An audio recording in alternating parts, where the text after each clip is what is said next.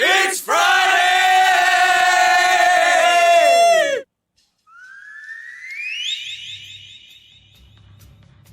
Okay! Tokyo! South America! Australia! France! Germany! UK! America! Here we go. Head on with Bob Kincaid. 3 hours of conversation, cussin' and a discussin' with America's only born and bred Southern liberal talk host. Head on with Bob Kincaid is brought to you each night by Coal River Mountain Watch. Coal River Mountain Watch invites you to become part of the solution, part of a sustainable future, part of the uprising against mountaintop removal. Coal River Mountain Watch, crmw.net. And now, from high in the hills of beautiful West Bicod, Virginia, here's Bob Kincaid on the Head On Radio Network. Well, howdy.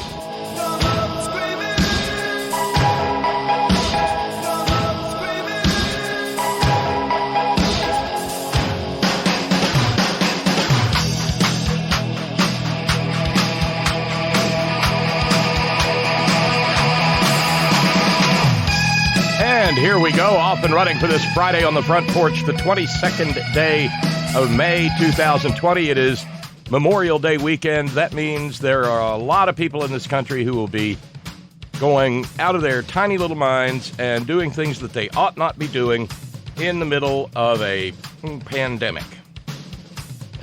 While out today, the air conditioning on and the recirculation going, driving around just to survey the scene, I saw plates from New Jersey, Pennsylvania, Ohio, Georgia, South Carolina, Florida. You know what you see this time of year that I did not see today? Plates from Canada.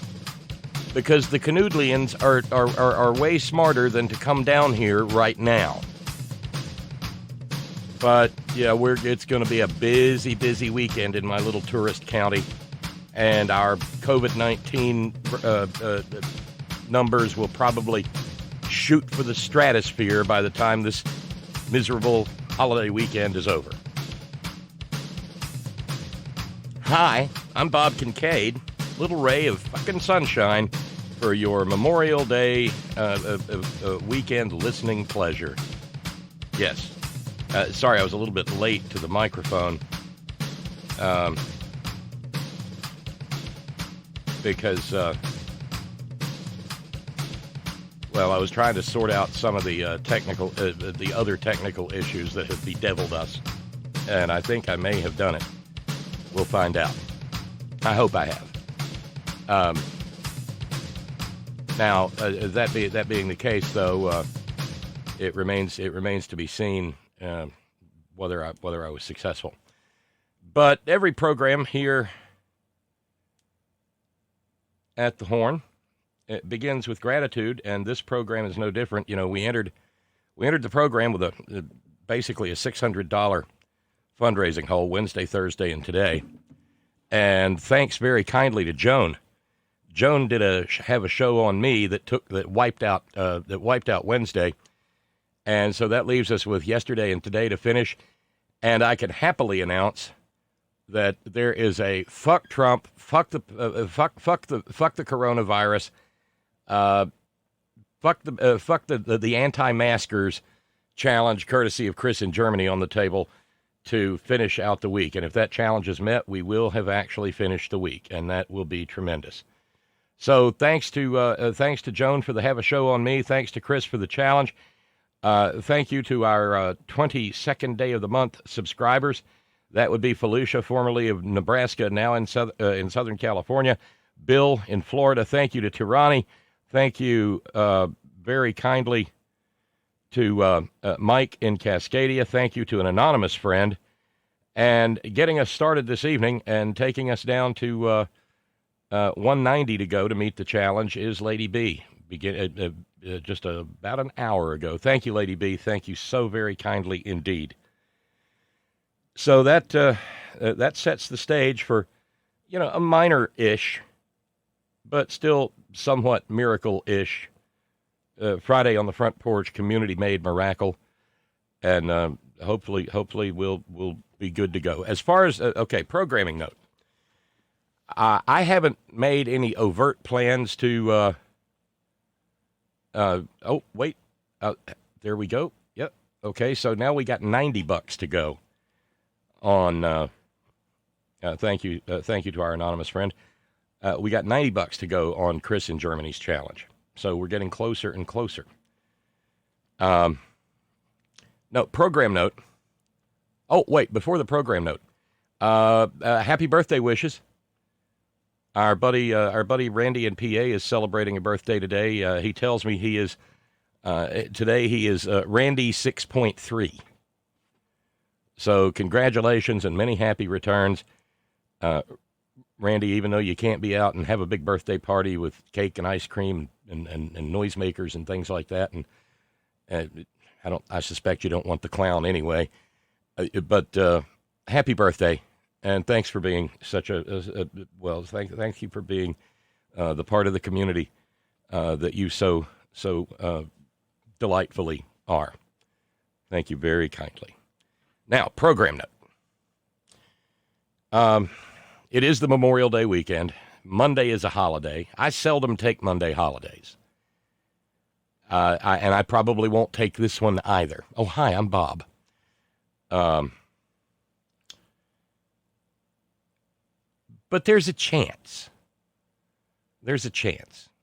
Because if we get a break from the weather, I might, Agnes might not even be able to get me in out of the yard with a cattle prod come Monday, if it's beautiful.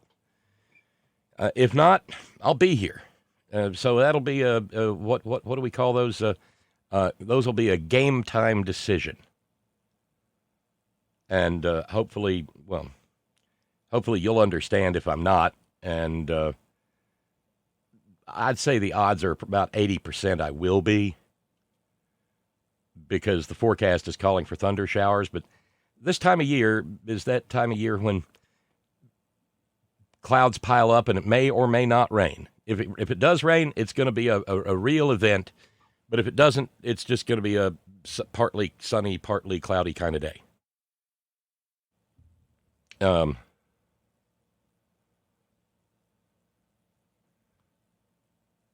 So that's where things stand with the program. Usually this time of year, this holiday weekend, when I sit to do the program on Monday, on the Monday part of the holiday, it's just motorcycles all day long. The roar of loud Harley Davidsons just constantly down the little road, because this is an integral part of the trip across the mountains that eventually takes bikers for their Memorial Day rally in D.C. Apparently that is not going to happen this year. No.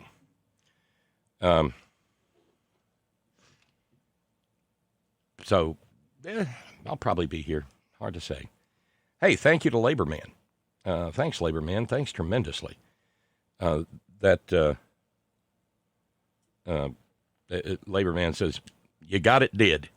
So Chris's challenge is met. I don't think that's ever happened this fast in the program. But, yeah, 11 minutes into the program, the community-made miracle is accomplished. Oh! And funding is met for the week. So thank you one and all week long, all months long, all decade long, all years long, who have kept this program on the air.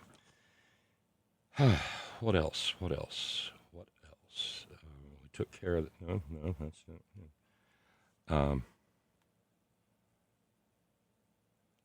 And thank you to Henry. Thank you, Henry, very kindly. That gets us started on Monday. That's even awesomer than I could have imagined. Trying to think if there's no.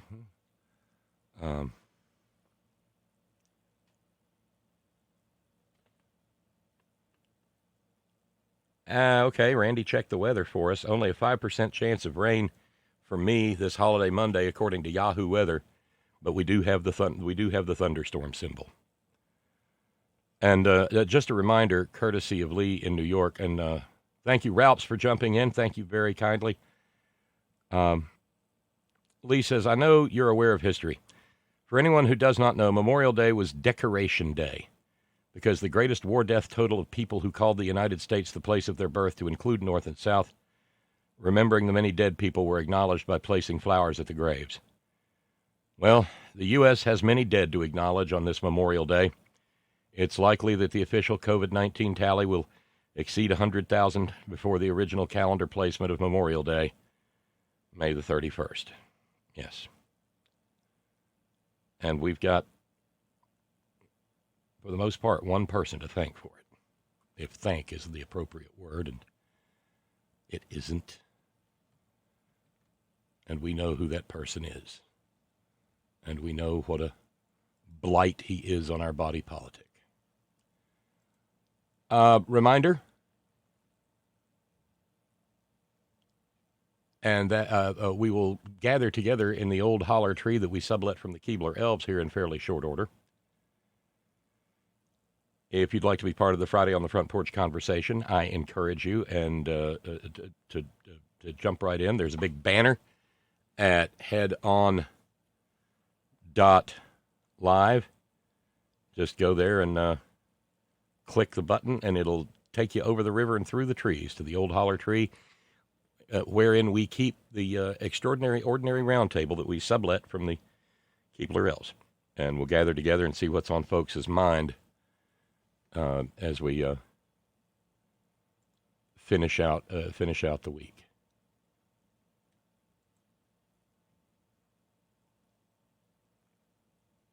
And there, by the way, there's a. I guess this had to happen sooner or later.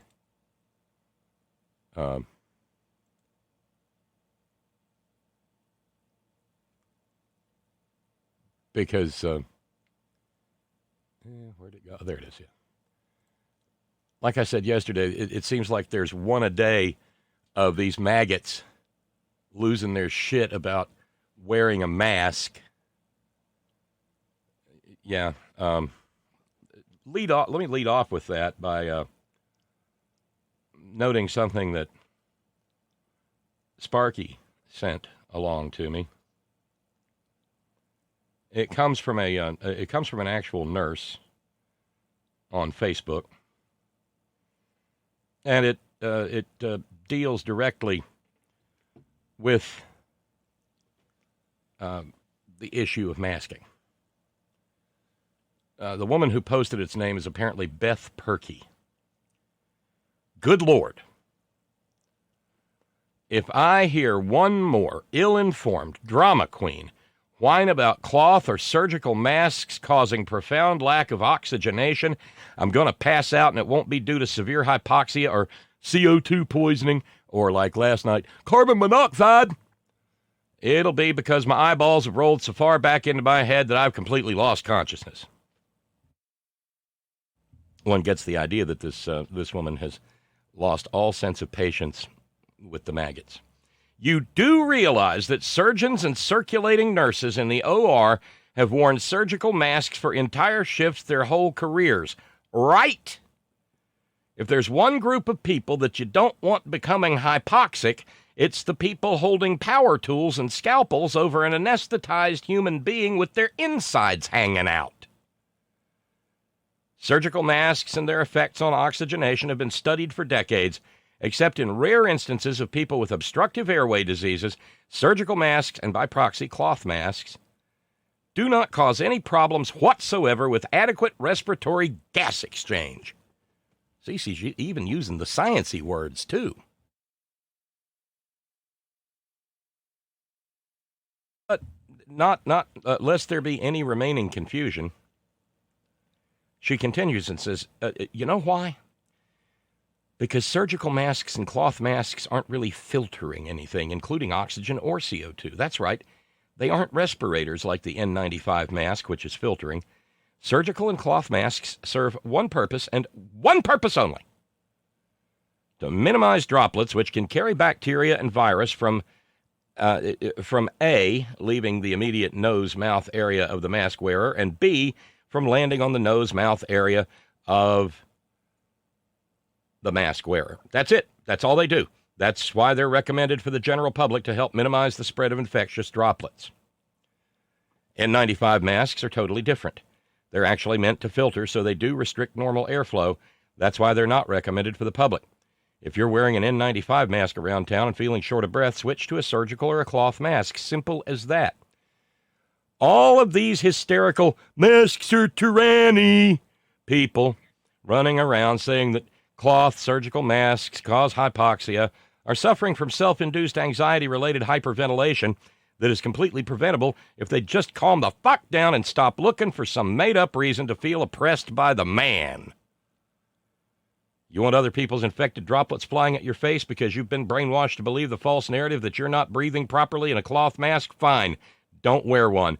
But if a business actually realizes that this action puts others at risk because now your possibly infected slobber is also spewing out into the faces of other people who are following reasonable guidelines to protect themselves and others by wearing a cloth mask, don't stand on your wobbly soapbox and whine about their decision to refuse service to your ignorant ass.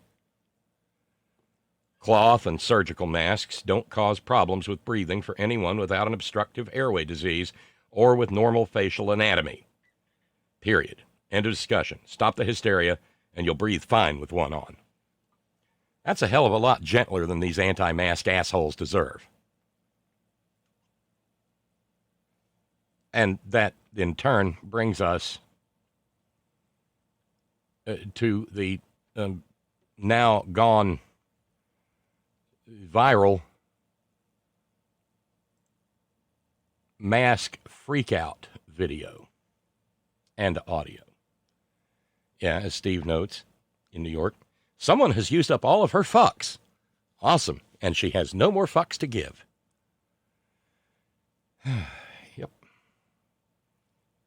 So now maggots freaking out over masks. Yes, please. What was that? We're sheep? Thank you for coughing. Bye. Now that's a Becky, and she's apparently checking out at a UPS store or something. She's not wearing a mask, wearing like a little camisole top and shorts or whatever, got great big sunglasses on, got her hair pulled back, just to, theater of the mind, paint the picture for you, and calls the people behind the counter wearing masks sheep, and then deliberately coughs on them, at them, engaging in bioterrorism. Yes, please. What was that? We're sheep? Thank you for coughing. Bye.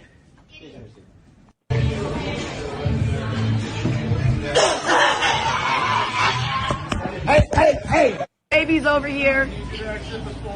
Move. Wow. She's coughing on him. Wow. She's spitting on him. That's this is now a MAGAty thing. The previous, so we got the coughing lady in a UPS store.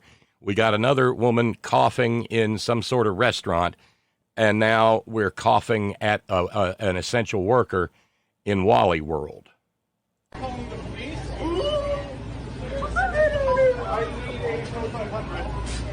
Oh, she's spitting. I got it. All we need is your name. That's all we need. Happy Hill. Happy Hill. You will get your money back. When? Remember the baby stuff. You ain't coming in though. I know that much. No, there we go. You get your motherfucking Becky decided to slap a worker at a crowded doorway and is lucky to still be among the living. You refuse me service because you're just stupid. You are so stupid.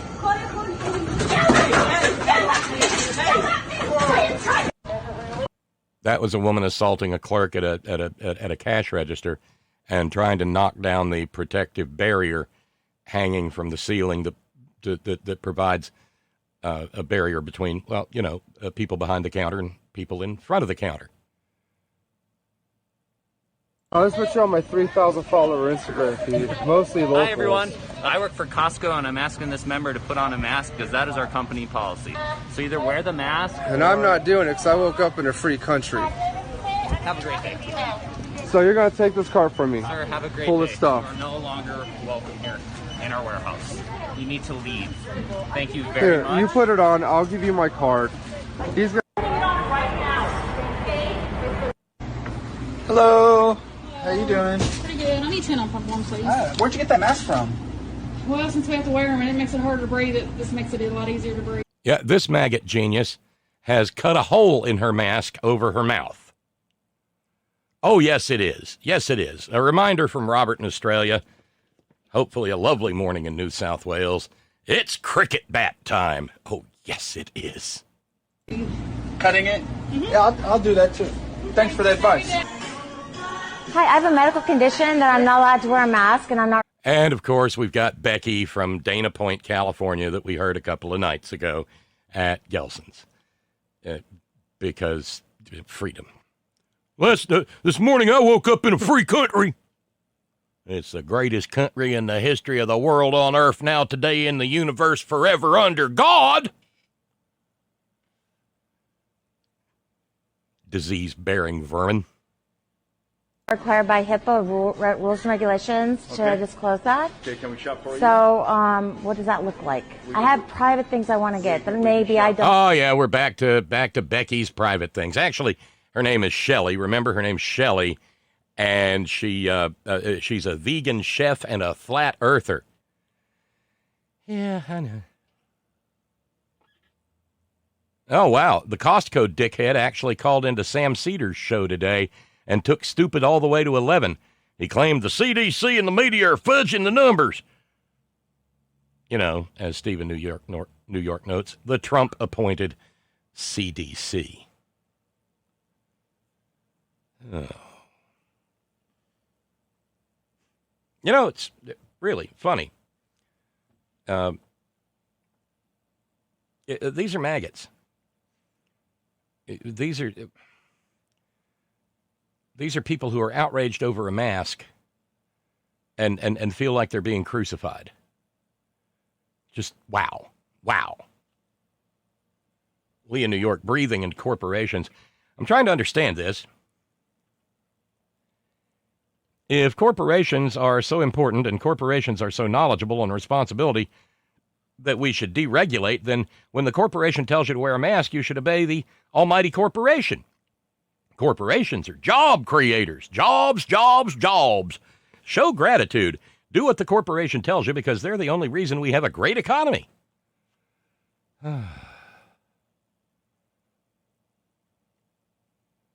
Robert in Australia says, I still like the woman in the UK. I like her best. She's the one who wore a Mardi Gras mask that only covered her eyes because she was asked to wear a mask. Because some people just have it hardwired into them to be dickheads. Steve in New York, subject line Lysol. I'm going to start carrying a can of Lysol and spray it at them if they do that shit to me. I would suggest pepper spray, but, you know, that's me. Maybe pepper spray's not disinfectant. Lysol will work. Yeah, I'd say. Lysol will work. And referring to our friend in Dana Point, California, our maggot flat earther vegan chef, Lee in New York says, Shell E, a true shell of a maggot, completely hollow.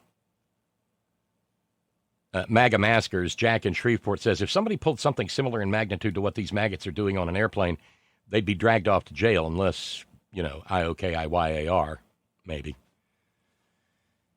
And that's sort of what I'm still trying to figure out, how it is these people manage not to get arrested. And then there's something that Eileen in New York told me about via Twitter last night that I found thoroughly and completely horrifying. It was posted on a local message board in the greater New York area. And this is you know, genuinely horrifying. A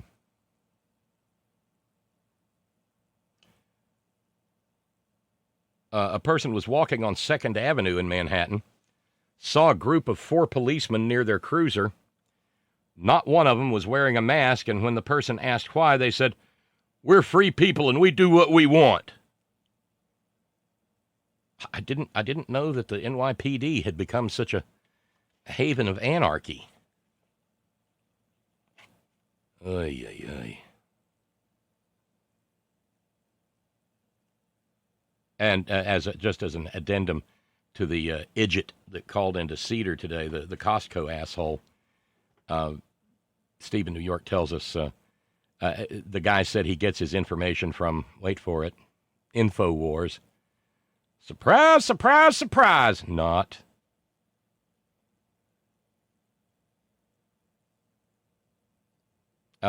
Meanwhile, a note, I'd like to thank that nurse who has no more fucks to give. My late mother was a retired nurse. I'd like to think that my mama would smack the taste out of every last one of these idiots' mouths. There are still taste buds in Delaware County, Indiana, where the fuck I am 50 years later. These people think it should be arrested and prosecuted to the fullest extent of the law. Let them cool their heels in the drunk tank over the Memorial Day weekend, and then the courts can deal with them on Tuesday when they reopen. That from our buddy Dave, safely back home in the blind. Well, it had to happen sooner or later. Bob, stop telling us what the anti-maskers need to do to get arrested. Thank you, Billable Rick. Thank you. You restore my faith in the community.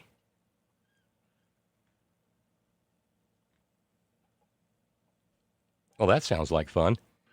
Lee says, you can buy a Harry Potter face mask that reveals the Marauders map as you breathe. I solemnly swear that I am up to no good.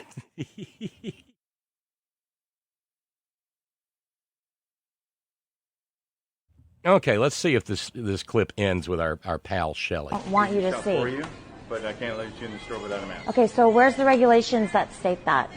The regulations? Yeah. That is company Because you're discriminating against me now. Do you know that?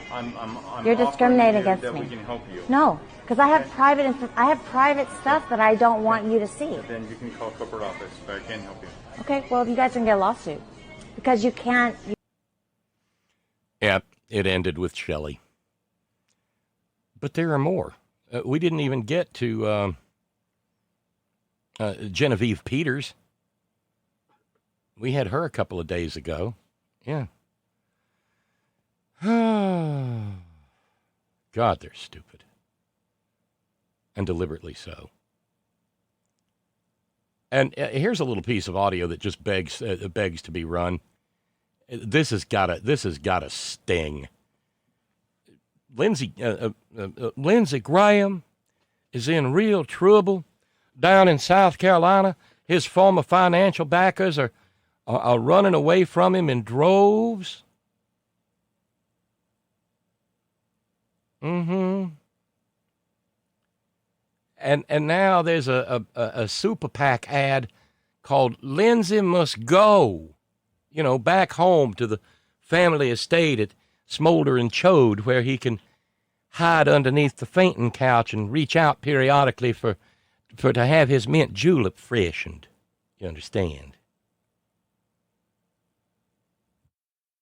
That's how that all works there, you understand? Yes. The Lindsey Must Go PAC produced the ad. You don't need the video for this. It's Lindsey then and Lindsey now. And the picture of his hypocrisy could not be more clear, even with audio only. And by the way, in case you were wondering, Naked Radio today. I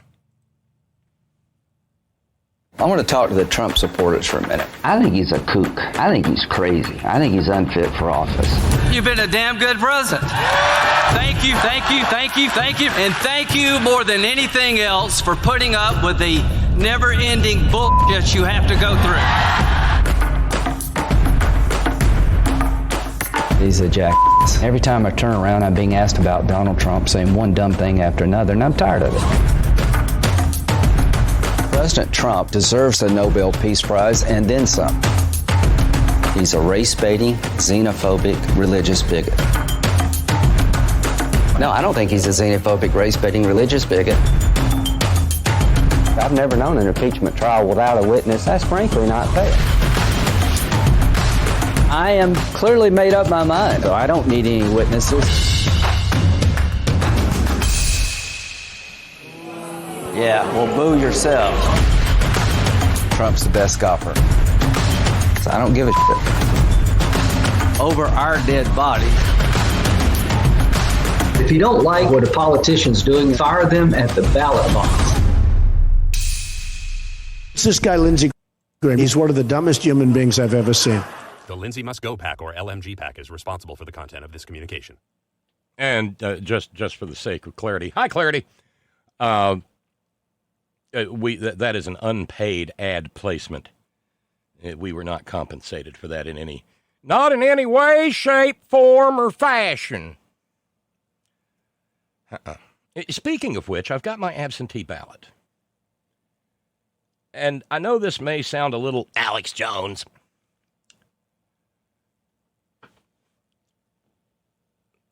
Hey, Agnes, could you bring me my absentee ballot envelope, please? It's back there in the house, but I want to share this with you because this is my first experience with an absentee ballot, and I'm wondering in states that have just regular, plain, ordinary vote-by-mail programs like California and Oregon, what your mail-in ballot looks like. Because I got mine, and I was getting ready, and you know, you fold the flap over, and you lick the thing, and then, well, maybe you moisten it. You don't lick it. We're in a pandemic. And you know, you seal it with the ballot inside, and then you sign your name across the line so that your signature is on both the flap and the envelope itself, right?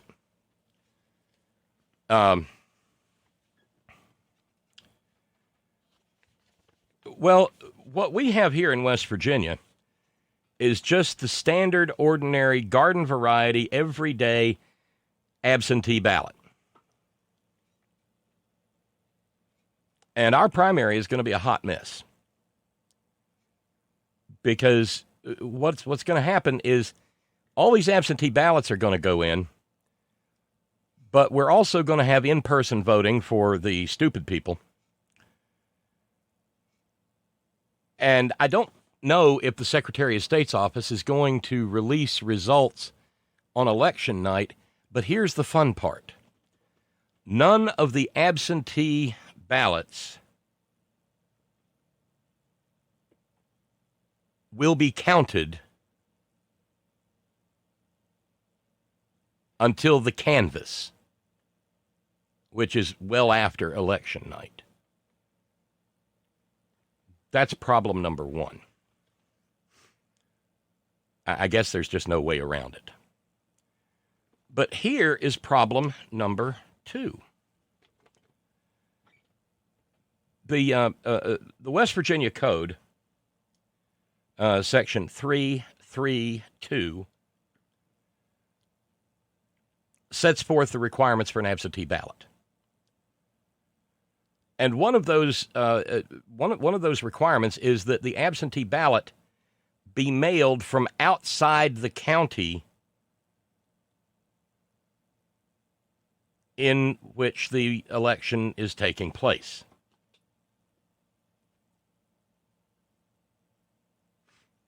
And so that space I was telling you about, where where your signature appears both on the flap and on the envelope itself, contains the following language.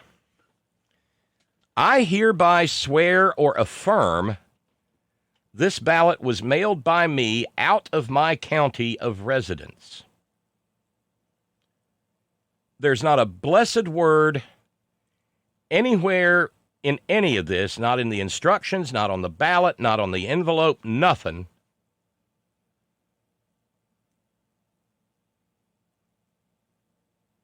that mentions the pandemic or that there has been any change in the law or the rules or the regs regarding absentee ballots. Now, please bear in mind,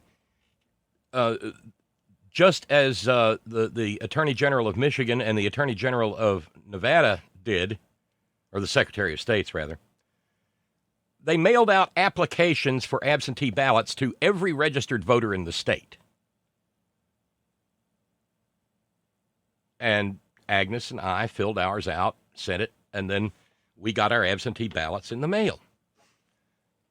And bless their hearts, the envelope is postage prepaid. Thank you.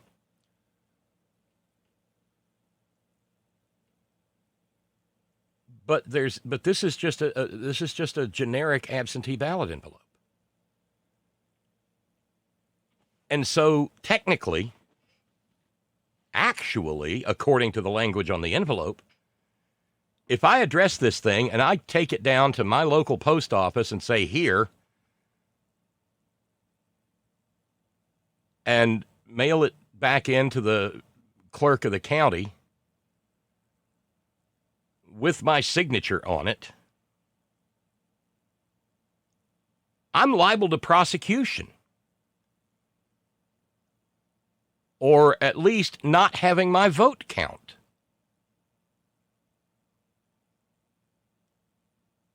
And if I, with, that cup of coffee I had in law school,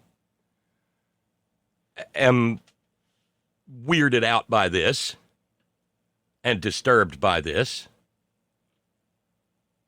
what is ordinary, everyday Joe and Jane West Virginian thinking?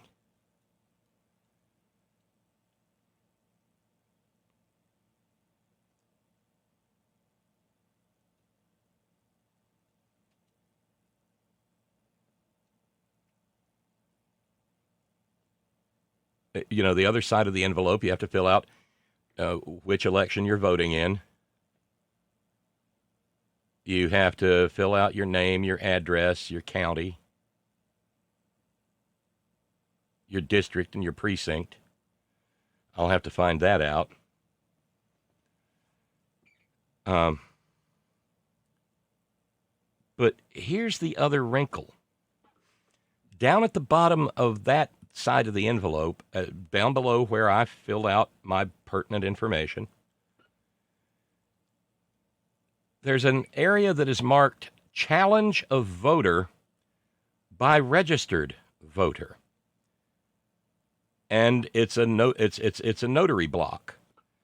State of West Virginia, county of blank, to wit, I, your name here, a registered voter in blank county, do swear that the above named voter was present in this county during the hours of voting in the election and was physically able to vote in person at the polls, signature of challenger, and then the notary block. And the minute somebody does that, your vote is challenged. Your vote stands a chance of not being counted. Maybe, and I'm not frothing at the mouth or anything about this, but Republicans are dirty enough as it is. Our Secretary of State is a goddamn Republican. And what you have here by the Secretary of State failing to address this issue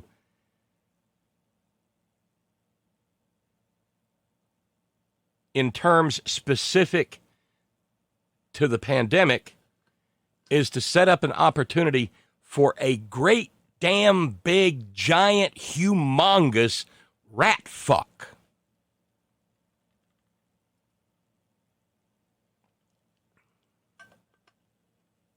And Lord only knows what it will be like in November, once the flu starts going around and we're all spiked up with the Rona and everything.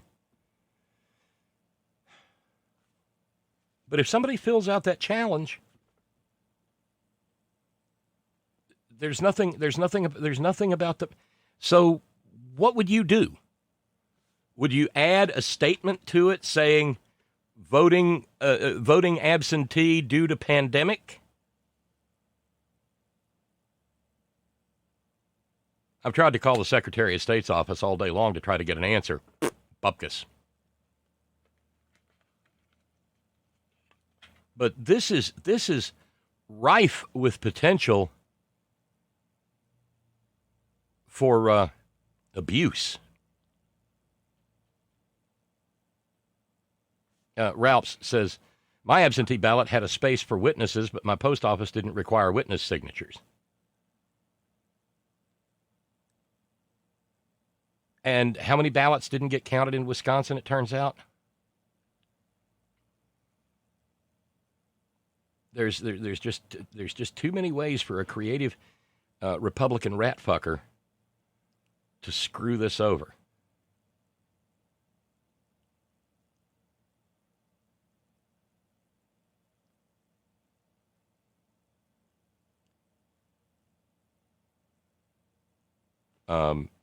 So, yeah, Steve in New York says, at the very least, I would mail it from outside the county or even state.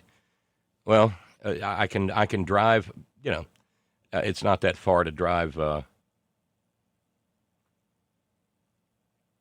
say, to Nicholas County or Raleigh County and just take it to the post office there. That way I'm technically in compliance. But if somebody chooses to challenge based on my presence in the county on the day of the plebiscite, well, again, there's nothing here that says they can't. And anytime you don't specifically tell a goddamn Republican they can't do something, and half of the time that you do tell them specifically that they can't do something, they do it.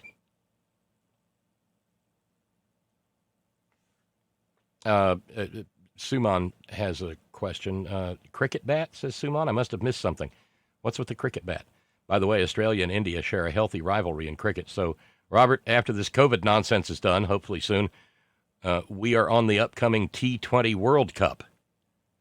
Ooh, y'all can put together a watch party. That could be a blast. What that has to do with is Robert has proffered a theory that America needs to become a cricket-loving country so that we can carry cricket bats with us, some of us, to hopefully use them for the proper instruction of maggots throwing hissies over wearing masks. That's what with the cricket bat. Billable Rick. Bob, there will be so many West Virginians like you who will vote absentee and won't mail in their ballot from outside their county of residence, so you'll be in good company by mailing in your absentee ballot, and a criminal prosecution would be very unlikely. As to whether your vote would be challenged, I highly doubt that would happen since many prepaid postage items are never postmarked, so it would be impossible to determine where you mailed your ballot from. I do agree with you that the challenge language on the absentee ballot does set up a high potential for Republican rat fuckery. Good luck in getting any clarity. High clarity as to the absentee ballot procedures from your elected or appointed officials, and they probably also won't be responsive enough to solve this problem due to COVID-19. Well, yeah, but here's my larger idea, Billable. Raise these questions now so that they can be answered in case of the general election. Of course, I don't know if you saw Michael Moore is now declaring there will be no election in November.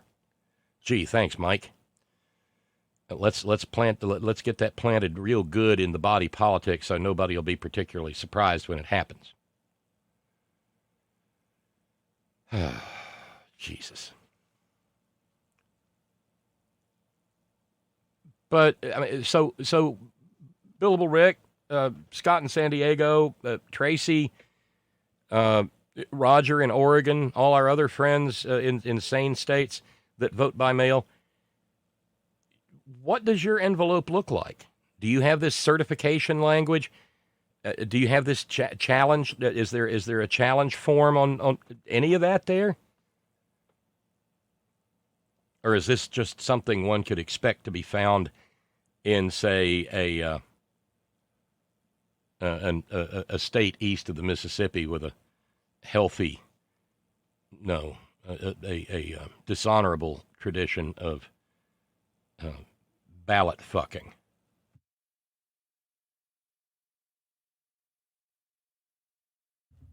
In this state, for instance, it has long been said that if the population of Logan County, West Virginia, were to shrink to 2, both would be summarily indicted for trying to sell their votes to each other.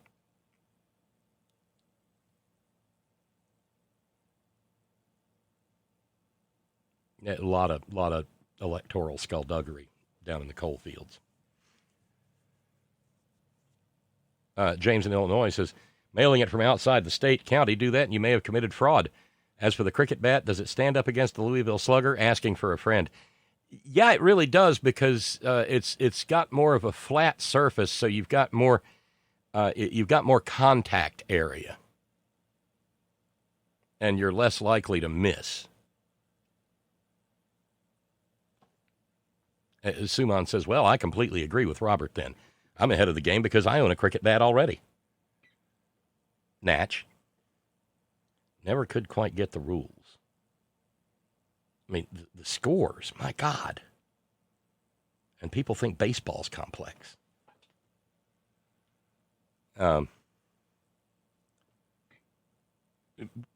Flavio asking a question that I asked a couple of days ago. If Trump's FDA approved a vaccine for COVID-19, would you trust it? Flavio says, I'd wait for a new administration and new regulators, ones that haven't been appointed by COVID Caligula. And you know I'm not an anti-vaxxer. Precisely. My point as well.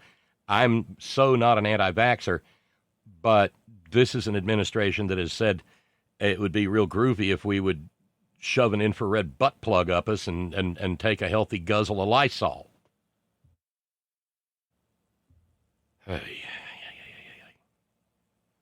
Well, that infrared butt plug, 5:49 p.m. Eastern Daylight Time, so there went dinner.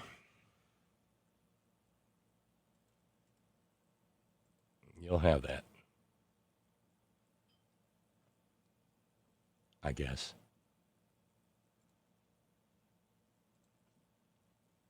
And we're gonna, like I said, I've done some tech stuff with with my Skype connection, and hopefully I've solved the problem of the ringtone coming in when I'm playing audio. You know, hopefully. This is now, you know. Wait a minute.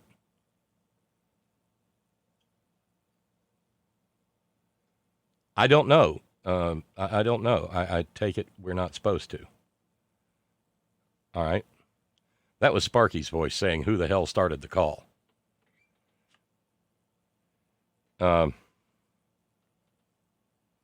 Yeah, Sparky says the signature is under the flap in California.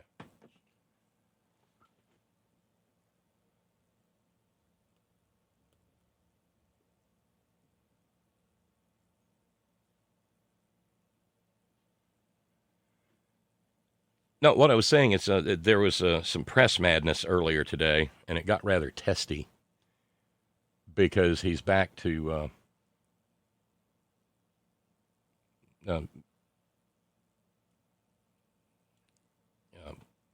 Clorox Claudius is back to claiming that he has the power to override the governors of the several states. That went over like a turd in a punch bowl with the governor of Rhode Island, who said, it's been a while since I've been in law school, but I really don't recall any legal basis for that. And so it made for a bad day for White House spokesliar Kayleigh MAGAninny, the eternal shame of Harvard University. You'll probably get a kick out of this. Follow up on the president's announcement. First, just to clarify, he came out and said, I'm calling upon governors to allow churches and places of worship to open up right now. Dr. Birx just said in areas where they have high cases of COVID-19, maybe they should think about waiting a week. So which is it, and why the mixed messaging? That's up to the governors. As it's said in our guidance, we note that while many types of gatherings are important for civic and economic. Now, bear in mind, she has just said that's up to the governors. Her own boss says he has the power to override them. It went downhill from there. well-being. Religious worship has particularly profound significance to communities and individuals, including as a right protected by the First Amendment. The president wants to see these communities open. Dr. Birx was integral to making these guidelines, and they lay out a pretty clear path for faith communities to reopen. The president said he's going to override the governors. Under what authority would he do that? Now remember, this ding-dong, Kayleigh MAGAninny, has a law degree from Harvard, I think. Under what legal authority? That's the question. To your point, he said several weeks ago, this is all up to the Well, I think you're posing a hypothetical, and I think we can all hope that we see governors. Would override the governors. You're posing a hypothetical, though. You're assuming that governors are going to keep churches shut down and keep mosques shut down and keep synagogues shut down. That is a hypothetical question, and we will leave it to these faith communities to reopen. Said if governors don't We'll listen leave it to him, faith he's gonna communities to override their reopen. And authority. Kristen, I think we can all hope that this Sunday people are allowed to pray to their gods across this country. That's a good. Oh, you stupid! No! Not one person has been prevented from praying to their God during the pendency of the pandemic, the Trumpandemic. Not one. But see, he's trying to curry favor with the religiously insane, the evangelical maniacs and whatnot. When in fact, as David in South Carolina stand noted, churches are more prone to virus spread than liquor stores. One does not usually find hundreds of people packed into a liquor store singing and shouting and sharing hymnals. Same in women's health facilities. Normally not a big crowd packed in there singing songs and spraying each other with COVID-contaminated droplets. But Kayleigh MAGAninny, who never fails to show up with a delicate little crucifix hanging around her neck. God, I always think of the late great prophet Bill Hicks, peace be upon him, when something like that comes up. Well, we're just keeping his memory alive. What did Bill Hicks say? Yeah, it'd be like having a sniper rifle hanging around your neck and walking up to John Kennedy's widow and saying, "Just keeping the memory alive, Jackie."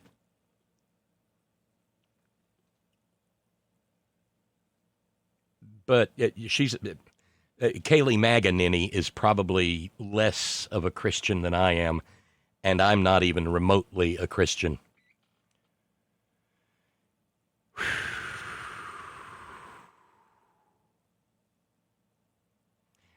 You're posing a hypothetical. You're saying the governors won't just bend their knee to our God Emperor and open up the churches so their states can get sicker and sicker and sicker.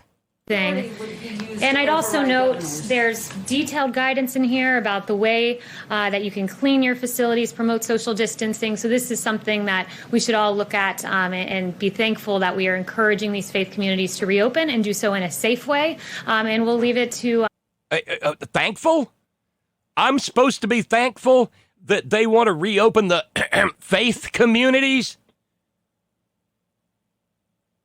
I mean, we have real-world evidence right here in West Virginia of an African-American faith community that got together for some big shindig. And the next thing you know, people start getting sick and dying. And we know there have been deaths at that mega grift in Baton Rouge. We know that that one church in California exposed 180 people to the Rona. Again, as David notes, because they're all standing in there and all cluster fucked up next to each other and spewing droplets as they sing their hallelujahs and their hosannas of praise to the Lord Most High. You know, sharing the virus that he created because he loves us so much.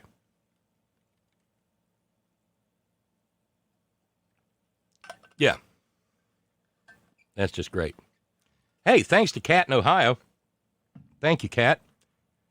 And thanks to Jeremy in Vermont, whose note says, because jumping Jesus. Thank you both. That means we're...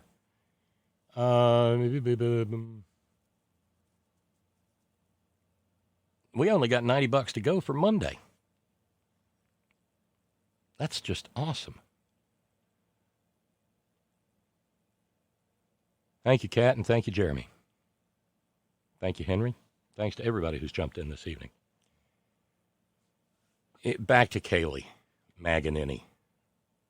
Parishes to open in a safe fashion. What sources is the president referencing? Does the White House now support these churches that are defying governor's orders and opening up?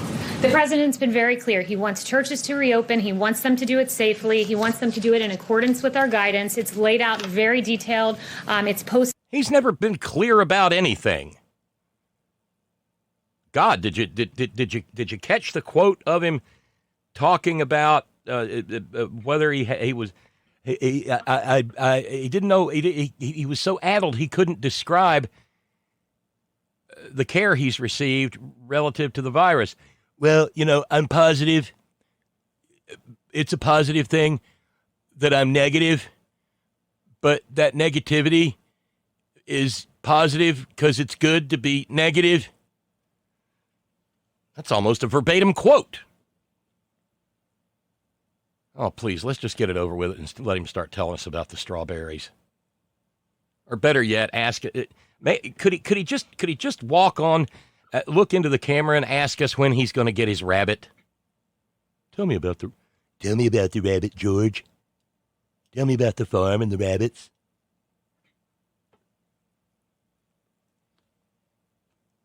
Now, so you can all take a look through it, and he wants to see all of those churches open in a safe fashion. The governor does not allow that. Does the White House support churches defying these executive orders? The president's been very clear. He wants to see churches reopen in accordance with his guidelines. The answer is yes? I gave you an answer. The president would like churches to reopen and do it in accordance with the guidelines. What specific provision of federal law allows the president to override a governor's The president decision? will strongly encourage every governor to allow their churches to reopen, and boy, it's interesting to be in a room that desperately wants to seem to see these churches and houses of worship stay closed. The president... No, you toxic hypocrite. Hypotwit.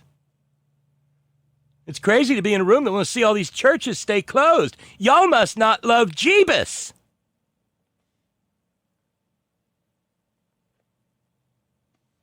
The room is full of people who don't want to see more people die. Betcha Kayleigh won't be in the pews come Sunday.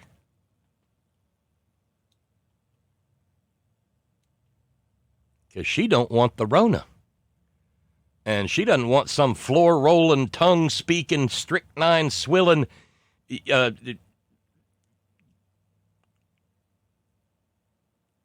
Crisco-anointing freak. A loving on her and rubbing up against her with the love of Jesus. Whoa, glory. Yes. Kayleigh, I object to that. I mean, I go to church. I'm dying to go back to church. The question that we're asking you and would like to have asked the president and Dr. Birx is it safe? And if it's not safe, is the president trying to encourage that, or does the president agree with Dr. Birx that people should wait? Jeff, it is safe to reopen your churches if you do so in accordance with the guidelines, which are laid out very... And they're Christians, and the chances of them following any guidelines are slim, and Slim just rode out of town for Texas.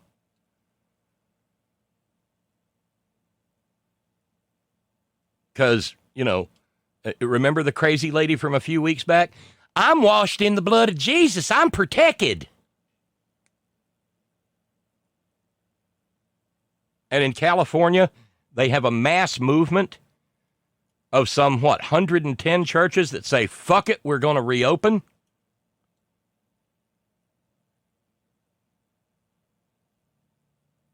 There's a big difference, as I have learned, my California geography not being very good. But there's a big difference between a church opening up on Sunday in, say, one of those northern counties where there's more cattle than people, and they got like one case. Big difference between that and opening up the mega grift hall where 1,000 people will be spewing all over each other.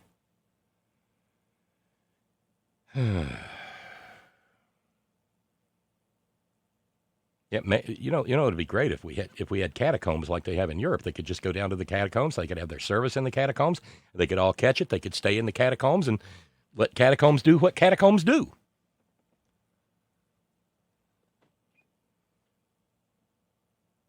Subject line, Vermont roads. Jeremy in Vermont says, I swear if it was a little colder today, you'd think it was Black Friday in the greater Burlington area. Way, way too many damn cars. Also, as a side note, our Governor Scott just announced all fairs and similar summer events are canceled for the season. Seriously, thank fucking God. Oh, the cotton candy maggots will be out in force, I'm sure, Jeremy. I ain't free no more. I can't throw ping pong balls at goldfish bowls in a vain and futile hope of winning a little baby iguana. I know, y'all don't talk like that in Vermont, but you get the idea. Yeah,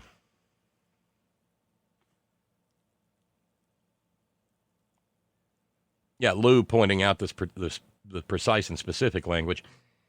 Wading into the culture wars, President Trump declared houses of worship essential and ordered them reopened without any clear authority to do so. With his briefing, President Trump took the side of some religious leaders against governors who have moved slowly in reopening houses of worship amid the pandemic. Religious services have emerged as flashpoints since states first began restricting large gatherings as they sought to curb the spread of the virus.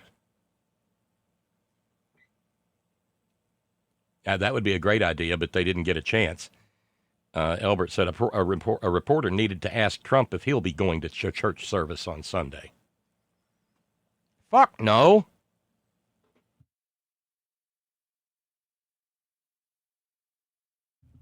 He's a germaphobe. He doesn't want to be. He didn't want to be standing there in the congregation as they all howl and spew and spit and spray onward Christian soldiers, marching as to war with the spew of Jesus going on before. There's been enough mentions of the word spew that I think we've taken out dinner in the Central Time Zone by now. Stringent detail here about promoting hygiene practices, and there are 5 bullet points, and cloth face coverings. If social distancing is not possible, it's recommended. Intensifying cleanings, promoting social distance. We lay them out meticulously. So I am thankful that we have a president that celebrates the First Amendment. The same amendment that gives you all the ability to ask me questions is there to have the freedom of worship. So imams and pastors can go to their churches, can go to their places of worship, and can celebrate what is a First Amendment right in this country, which is to pray to your God and to practice your faith. Which you can do without being in the building. See, right there, that proves that she's not serious about any kind of religion. Right there, that proves it. I mean, I can't tell you the number of sermons I sat through as a kid where the preacher was speaking to the assembled faithful and said, "Brethren and sistren, I want you to know, the church ain't this building. The church ain't this pulpit. The church ain't in the seats. The church ain't in our vaulted ceiling, nor our bowling alley, nor our water slide, brethren and sistren. The church is us, the people, the blessed flock, those of us who are saved for that great getting up morning. We are the church, not this yard building." But now, no, you don't hear that anymore. Now they're being persecuted. They're getting nailed right in if they can't spew on each other like the filthy vermin, disease-bearing vermin that they are. celebrate that too. I just want to follow up by saying we celebrate that too. And so we Certainly should be the First thankful that there are Amendment guidelines part. to But we're allow not- us to but we're not re-engage in asking- that behavior. We're not asking you if the president or people are allowing Americans to pray. That's not the to question. gather that in people their are places asking. of worship, to attend church services, to pray together. And the president has laid out a clear path. The CDC has laid out a clear path for this to take place, for our First Amendment to be exercised in a way that is safe and robust. Shut up. Hypocrite. I think, isn't that how Tweety Birds would say hypocrite? Ooh, what a hypocrite.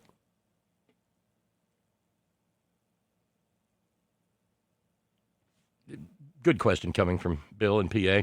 If Jeebus is so strong, why aren't people praying to Roman gods, the ones that they know aren't real? The Greek gods that they know aren't real. The Egyptian gods they know aren't real. Just asking. No good answer for that.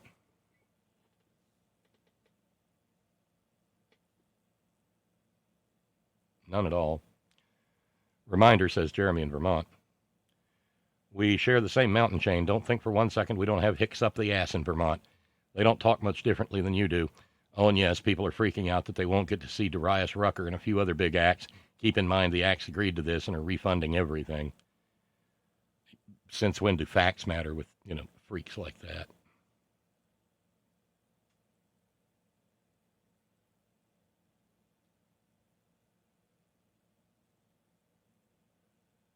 Hey.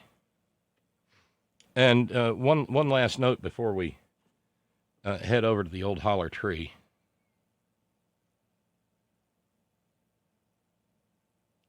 Story comes from the New York Times.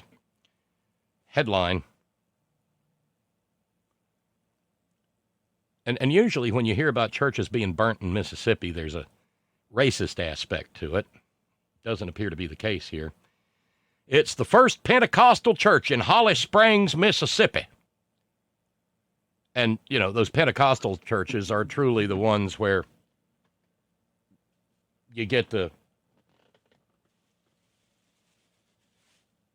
sure enough, no kidding, floor rolling, serpent handling, tongue speaking, Crisco anointing, virus spewing, hooting and hollering kind of behavior. Yeah.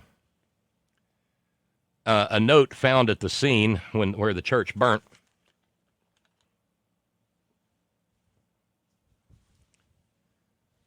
said, "Bet you stay home now." And of course, there's massive outrage.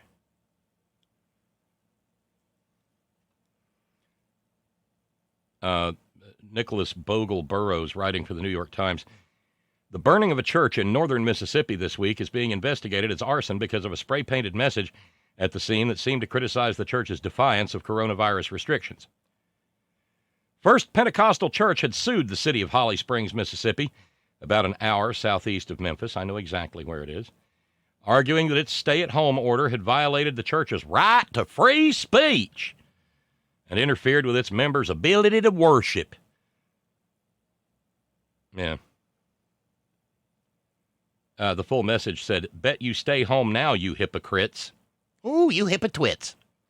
Only it was spelled H-Y-P. They got the Y part right, which is surprising. H-Y-P-O-K-R-I-T-S.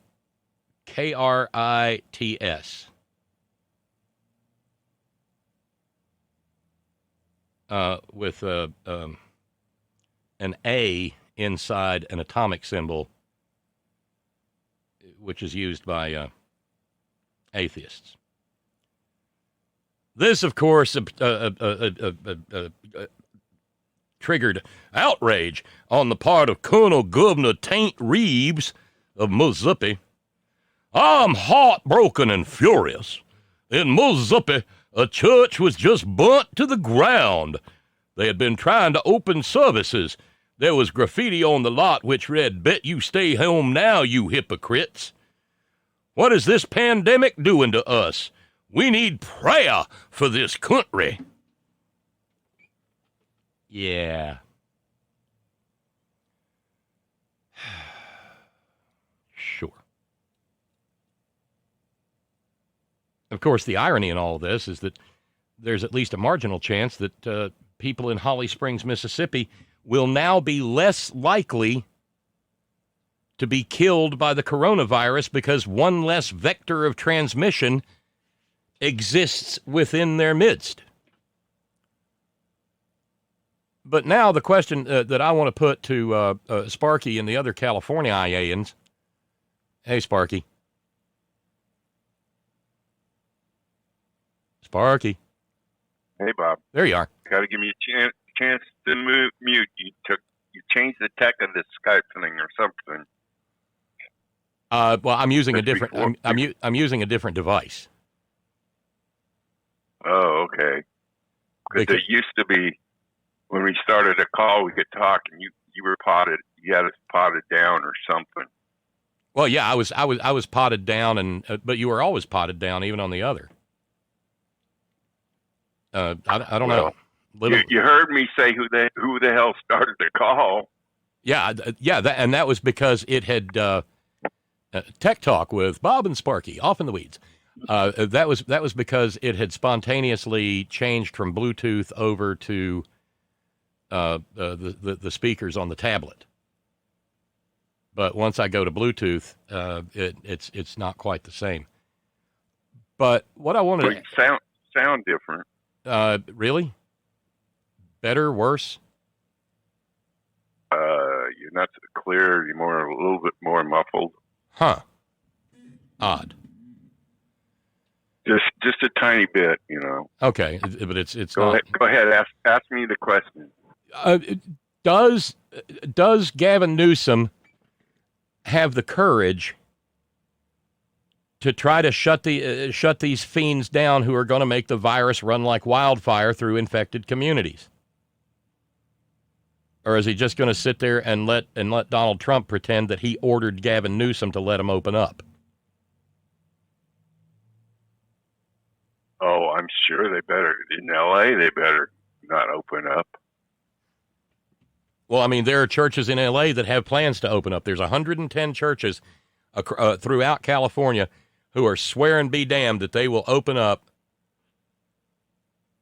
on Sunday and have services and be spewing all over each other. Well, there's a lot of shit going on in all kinds of different counties up here. At least my county's in a phase 2 reopening. Yeah, and we've got a testing deal going on. But so far, they've tested about 1,000 people in my county, 65,000. But it runs every day. You have to call to get an appointment to go and get tested. But they were testing, and it's down in Corning right now, which is the other big major city in the county. And then it'll move back to Red Bluff.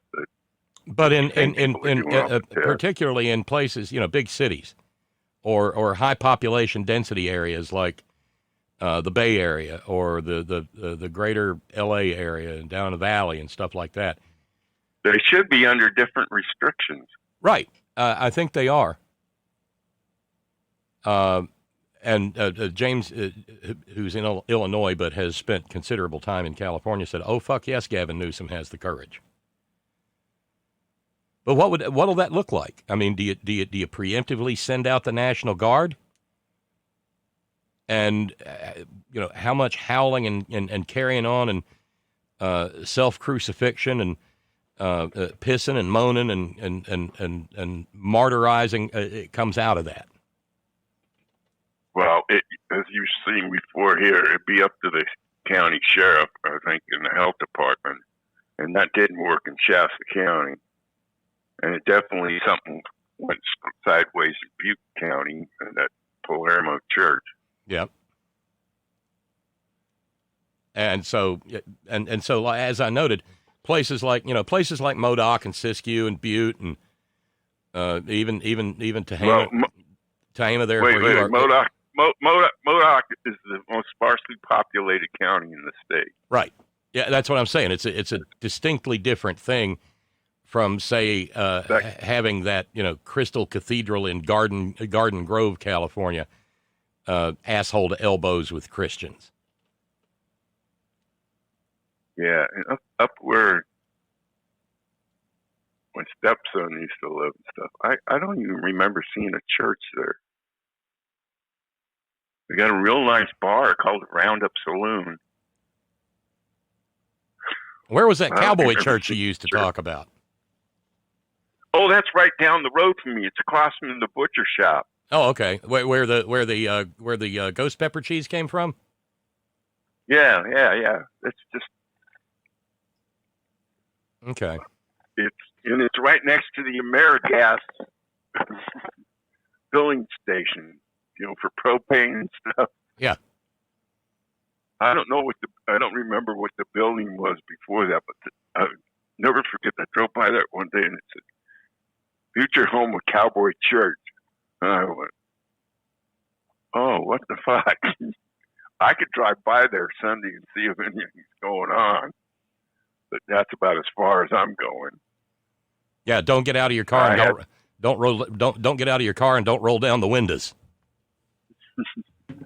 I'll probably go out Sunday morning myself here, just to I had to venture out twice this week. Once for my 6-month checkup at the doctor's office with a doctor who's leaving, and she's heading to Nebraska. And I said, "Oh, great! There's a lot of COVID back there." So my next 6-month checkup, I get a new doctor. But to get in the clinic, you're greeted at the door with a gal that's all masked up and everything, and she's got one of those temperature thermometer thing that she shoots at your head, And you better be wearing a mask, or she'll say, "Do you have a mask?" And if somebody says no, they'll give you one. You better put it on. But then they read off a list of all your symptoms and stuff, and then they'll let you in the building. Yesterday, I went in for my knee grease job, and everybody in that office is all masked up too. So it made me feel comfortable going out and not like the grocery store, because there's about 10-15% of the people, all the grocery store employees are masked. There's about 10-15% of the shoppers you see in it are wearing masks, and the rest aren't. Because it's not mandatory where you are. Well, they have a sign there that said, we wish it's something to the effect that you should wear a mask. But I don't know who reads it, because you walk in the door and they've got signs and they got shit on the, things on the floor, 6 feet separation and that thing when you're in the checkout line. And they've got a person that all they do is sanitize grocery carts. Yeah, we've got a guy doing the same thing at Kroger's. Not so much sanitizing going on at the Wally World, because they provide some little little towelettes where you can do it yourself. Yeah, I saw a mask online. One day there was a black mask and a gal was wearing it. Said, "Only morons don't wear masks," and it's written on the mask. I said, I got to get me one of those. Yeah, I'm looking all over the internet for one, and I can't find it. Well, if you find it, email me the link, because I must own that. That would be perfect. But other than that, it's a cool day today. And my black bovine neighbors moved in last Friday night. Oh, yeah? The cattle stayed about a week. Cattle came to the ranch, and then off they went. And he's moved them to the next pasture now. So now, with the wind blowing, I'm getting the subtle bouquet of Odie cow flop. Oh, beautiful! The smell. It's just subtle. The smell. Not real overpowering. The smell. It's that time of year again. It's a reminder. Well, the sun's out and it's drying them up, and once they dry up, they don't stink anymore. Then you can also chuck them. once they dry up. And you can burn them.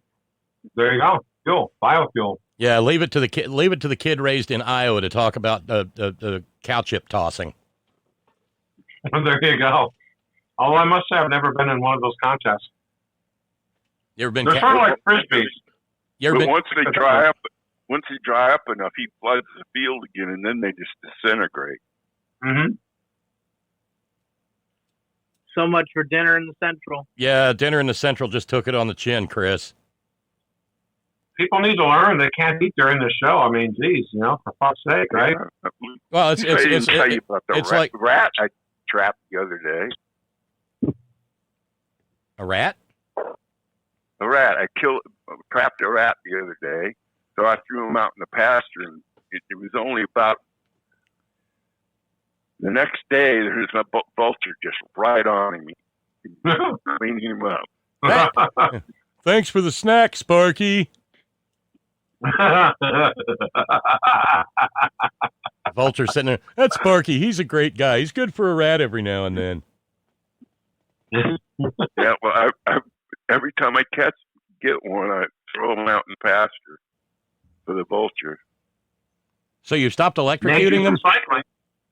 Huh? You stopped electrocuting them? Well, I got some snap traps, plastic snap traps, and put out all over the place because they couldn't find the electrocution chamber that often. Stupid rats. Yeah. Bob, stop telling us how stupid rats are. Yeah, I know. Thanks, Billable. Yeah. Well, you might find this interesting, Billable. That church that got burnt down in Holly Springs, Mississippi, had filed suit against the city, and the case was actually heard and judged already. The New York, and I mean, this is surprising in that it happened in Mississippi. The New York Times report says, in a blistering opinion filed last week in response to the lawsuit, Judge Michael P. Mills wrote that he feared that the church was, quote, proceeding in an excessively reckless and cavalier manner and with insufficient respect for the enormity of the health crisis which the COVID-19 pandemic presents. So he told them, he told them to go and Trump themselves. Right. And it's like Stephen New York pointing out. He said, whatever my issues with the Roman Catholic Church are well known, but still, everywhere from St. Patrick's Cathedral to my parish church are holding masses on Facebook or other online portals. I've even seen Orthodox churches and evangelical churches closed here. Seriously, Bob, I have to ask again, why do these people we always talk about consistently act so much differently? Well, because they're special, because they're privileged, because they live in what Carl Sagan called a demon-haunted world. And they got to be, and they got to be in their buildings, or else the demons will get them. Right. There you go. That's right. So the villagers came with their pitchforks and torches and burned the church down. Is that what happened, Bob, or what? Yeah, and apparently tried to lay it off on the atheists. Oh well.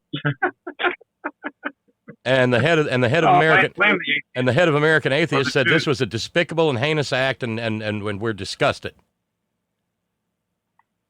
Well, I mean, if the church is having services and there being disease vector, you could look at that as a public nuisance, and burning the building down isn't all that bad.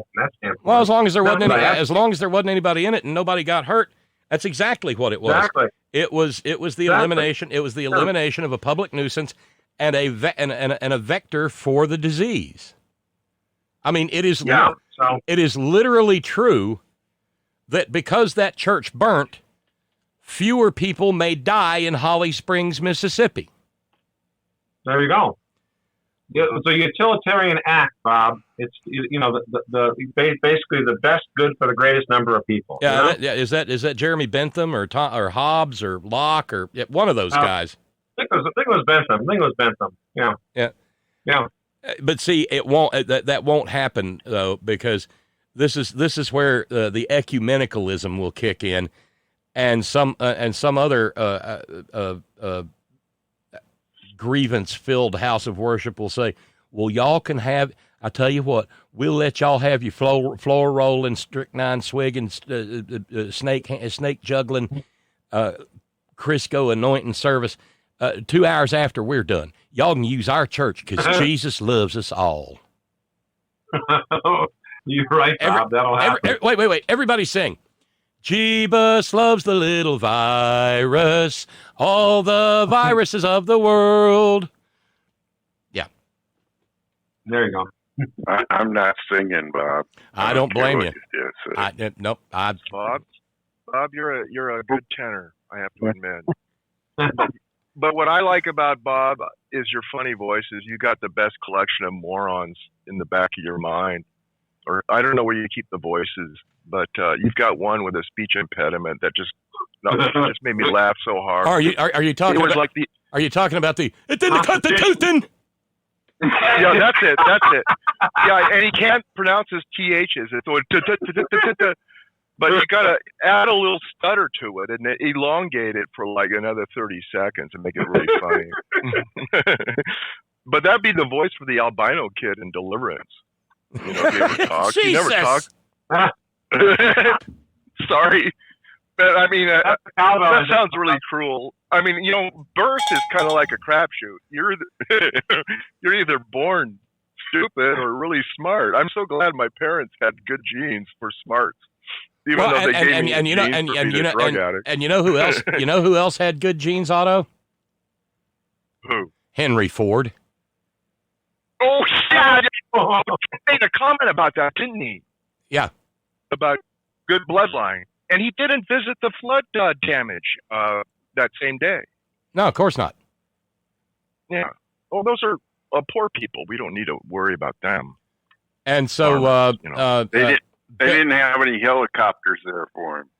So Bend the Ark, Bend the Ark Jewish Action issued a statement today saying that that Clorox Claudius's remarks about Nazi sympathizer Henry Ford. By the way, Adolf Hitler called Henry Ford the single great man of the American Union in Mein Kampf. Bend the Ark Jewish Action. Yeah, Bend the Ark Jewish Action said it was yet another dog whistle to white nationalists. Well, at what point in time do dog whistles? At what point in time do dog whistles become fucking foghorns? Well, it's kind of surprising that 45 didn't go to see the flood because Midland, which is the town that got flooded, is the international headquarters of Dow Chemical. Right. Oh. Well, Bob, have you read Ford's book on the Jew?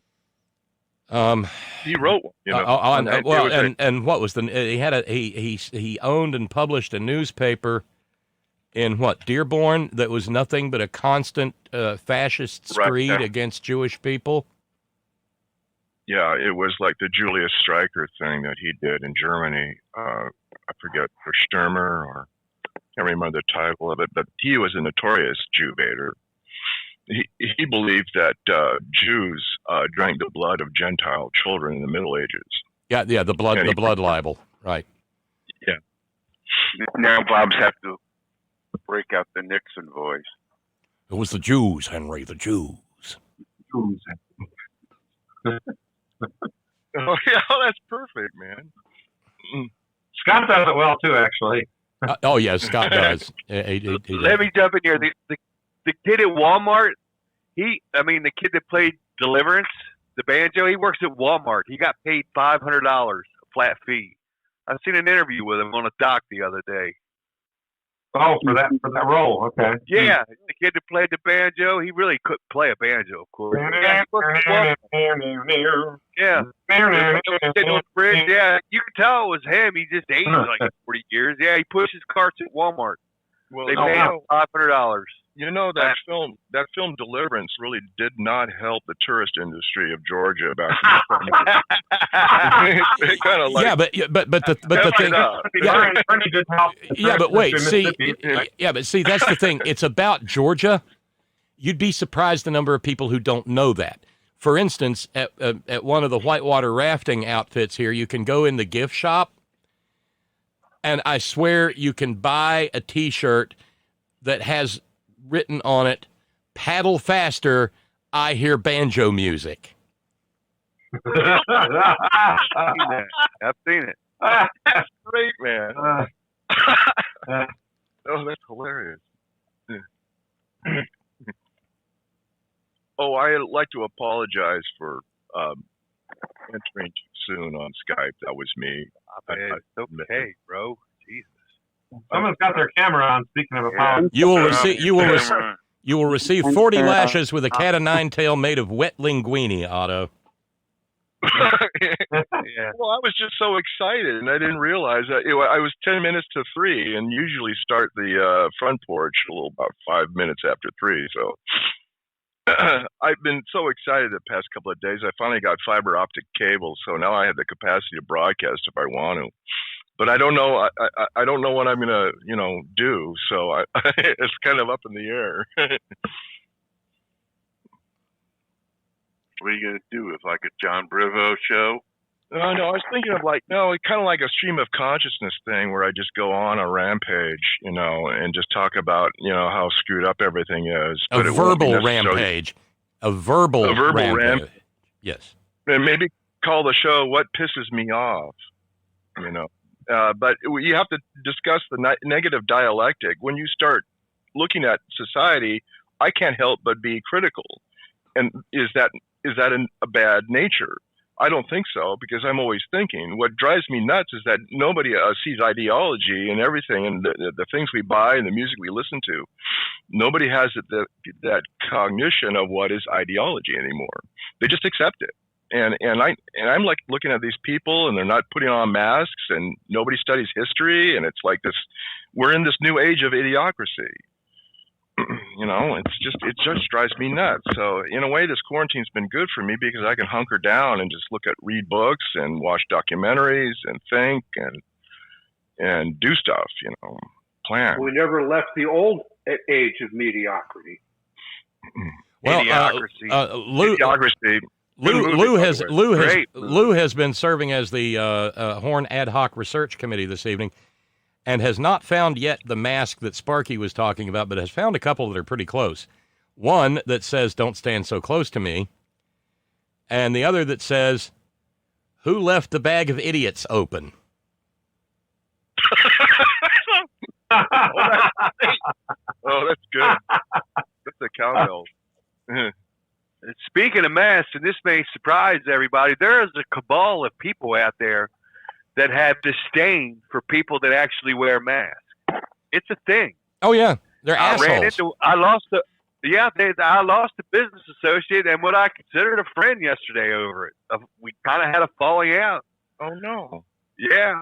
Well, he's a very intelligent guy too. He can fly a helicopter. He can fly a small craft airplane. He's not a stupid man. Uh-huh. But he got offended. It all started when I told him, "Don't come to my house," and he really took offense to that. Oh, really? Yeah, man. No. And it's going to cost him because I curate all the maintenance that needs to be done in this subdivision. I call the guy. The pothole in the road, I call the guy. Well breaks down, I call the guy. Well, this particular field of interest, I'm not calling him anymore. Yeah. Screw him, man. Yeah. If he doesn't respect, person's space. Yeah, and he went into this whole diatribe like how he was a child of God and wouldn't give me a chance to speak. When I wanted to speak, he had to suddenly go jump in a meeting or some shit. It's fuck people like that, man. Well, I saw a video today on Twitter, and it was people waiting in line to get into a grocery store, and this guy was insisting that they wear a mask, and this one woman spat on the guy and did imitation coughing just to tick him off. And yeah, I was astonished. You see all kinds of videos like that. Like that. Yeah, it's crazy. It's crazy. It's sick. Well, and I mean, okay, for the lawyers in the group, especially the ones who practice, Billable Rick, Steve in New York. If someone coughs on you like that,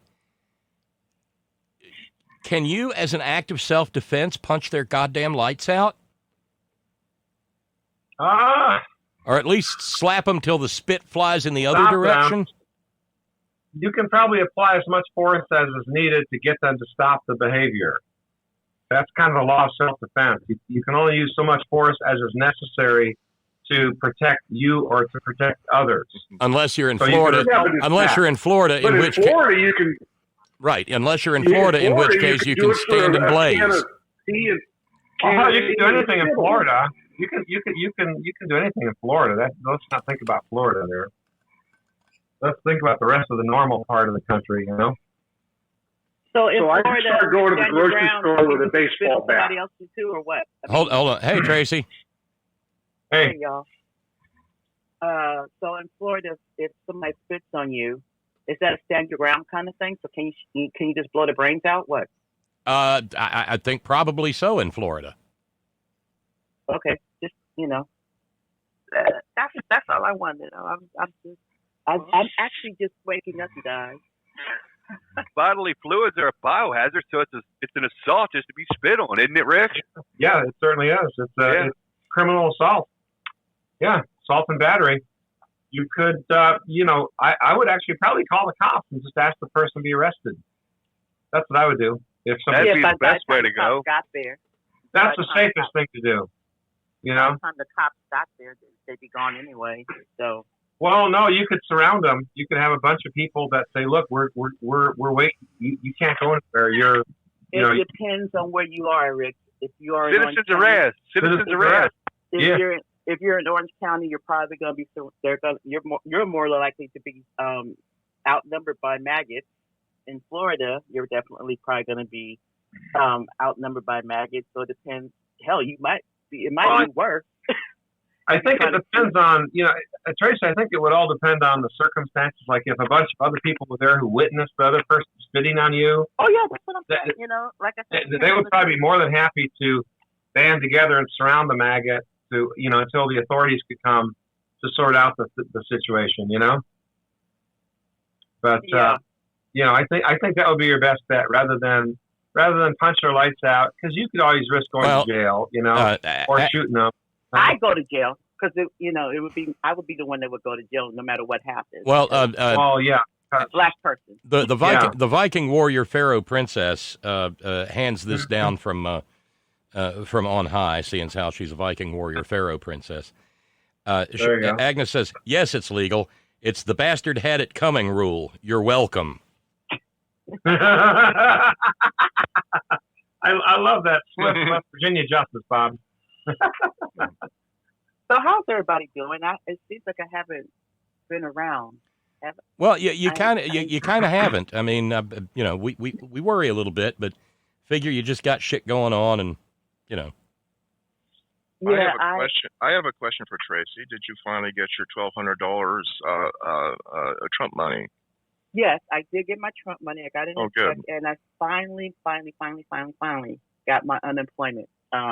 On my it finally got approved, and I finally got my EDD card this past Monday. So I'm rolling in it, y'all. Good. Oh, Rick, did Zach get his stuff yet? Yeah, I think he got notification that his claim's been approved, and so he's got to wait for his debit card. What is it? A 30-day wait? No. No. I had it by now. Really? Yeah. I'll have to ask him. So please do. So I thought the procedure was you get approved and then you got to wait 30 days to get the debit card. No. Okay. What is it?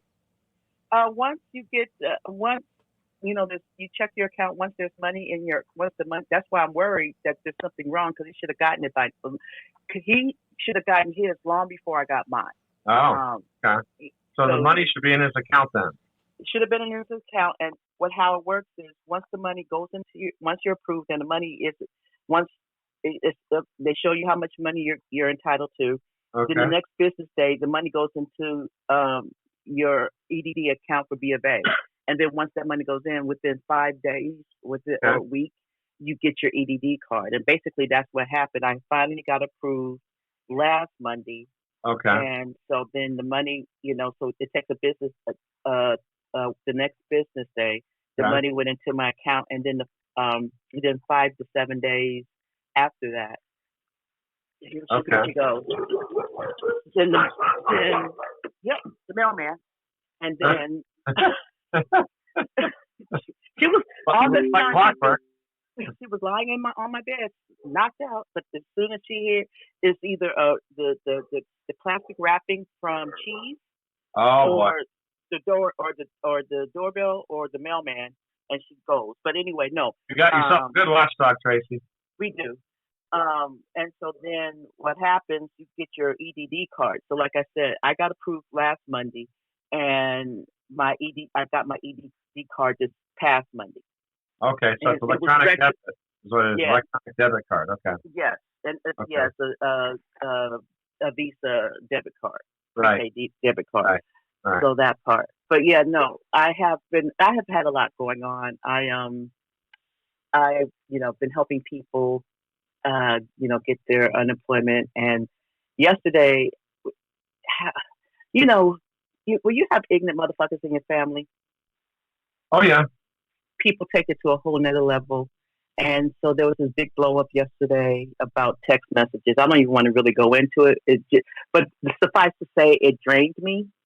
And I just couldn't deal. And so this morning when I got up, have you ever had one of those mornings? I got up, I showered, got dressed, but I just, how your body, your mind is saying, get up and start functioning, but your body's like, nah, bitch, lay down. Mm-hmm. So I literally got up, got showered, got dressed at about 7 something this morning, and I tried to work, and I couldn't. I went back to sleep. So I woke up right before I called in. I've been asleep since I woke up at like 3 o'clock this afternoon. Well, I guess you needed to sleep. It's a holiday coming up here, Tracy. I know, but it just doesn't. We do have our hot dogs, and we got gourmet hot dogs from where did we get it from? Omaha Steak. Nice. So I'm looking forward to that, and burgers, and my son is going to do a macaroni salad and all that. I've been very fortunate. My son has really been kicking in with the cooking and stuff, because I didn't go on strike. Yeah. But I just kind of like how you just don't fucking feel like doing anything. Yeah. Sometimes you got to do that, or sometimes you got to not do that. Just not do that. So, Bob, you see on our California beaches are reopening, and yeah. I'm listening to the news right before I called, and the sheer stupidity. I don't know. I think she might have been in Ventura County. I don't know which, because Ventura County, now they're letting people come into restaurants and sit down and eat and stuff. And this woman's like, well, we need to get out because, it's just, if you stay in your house so long, you're going to get stagnant. And, this is what we all needed and blah, blah, blah. And I'm like, bitch, nobody told you to still talk like that down there? Yeah. Not really. Well, yeah. I'm like, bitch, nobody told you had to stay in the house. Yeah. What part of don't have to stay in the house? I got a California, LA question for you guys. All right, go ahead. LA has taco trucks. I heard the other day that LA has licensed liquor trucks now. What?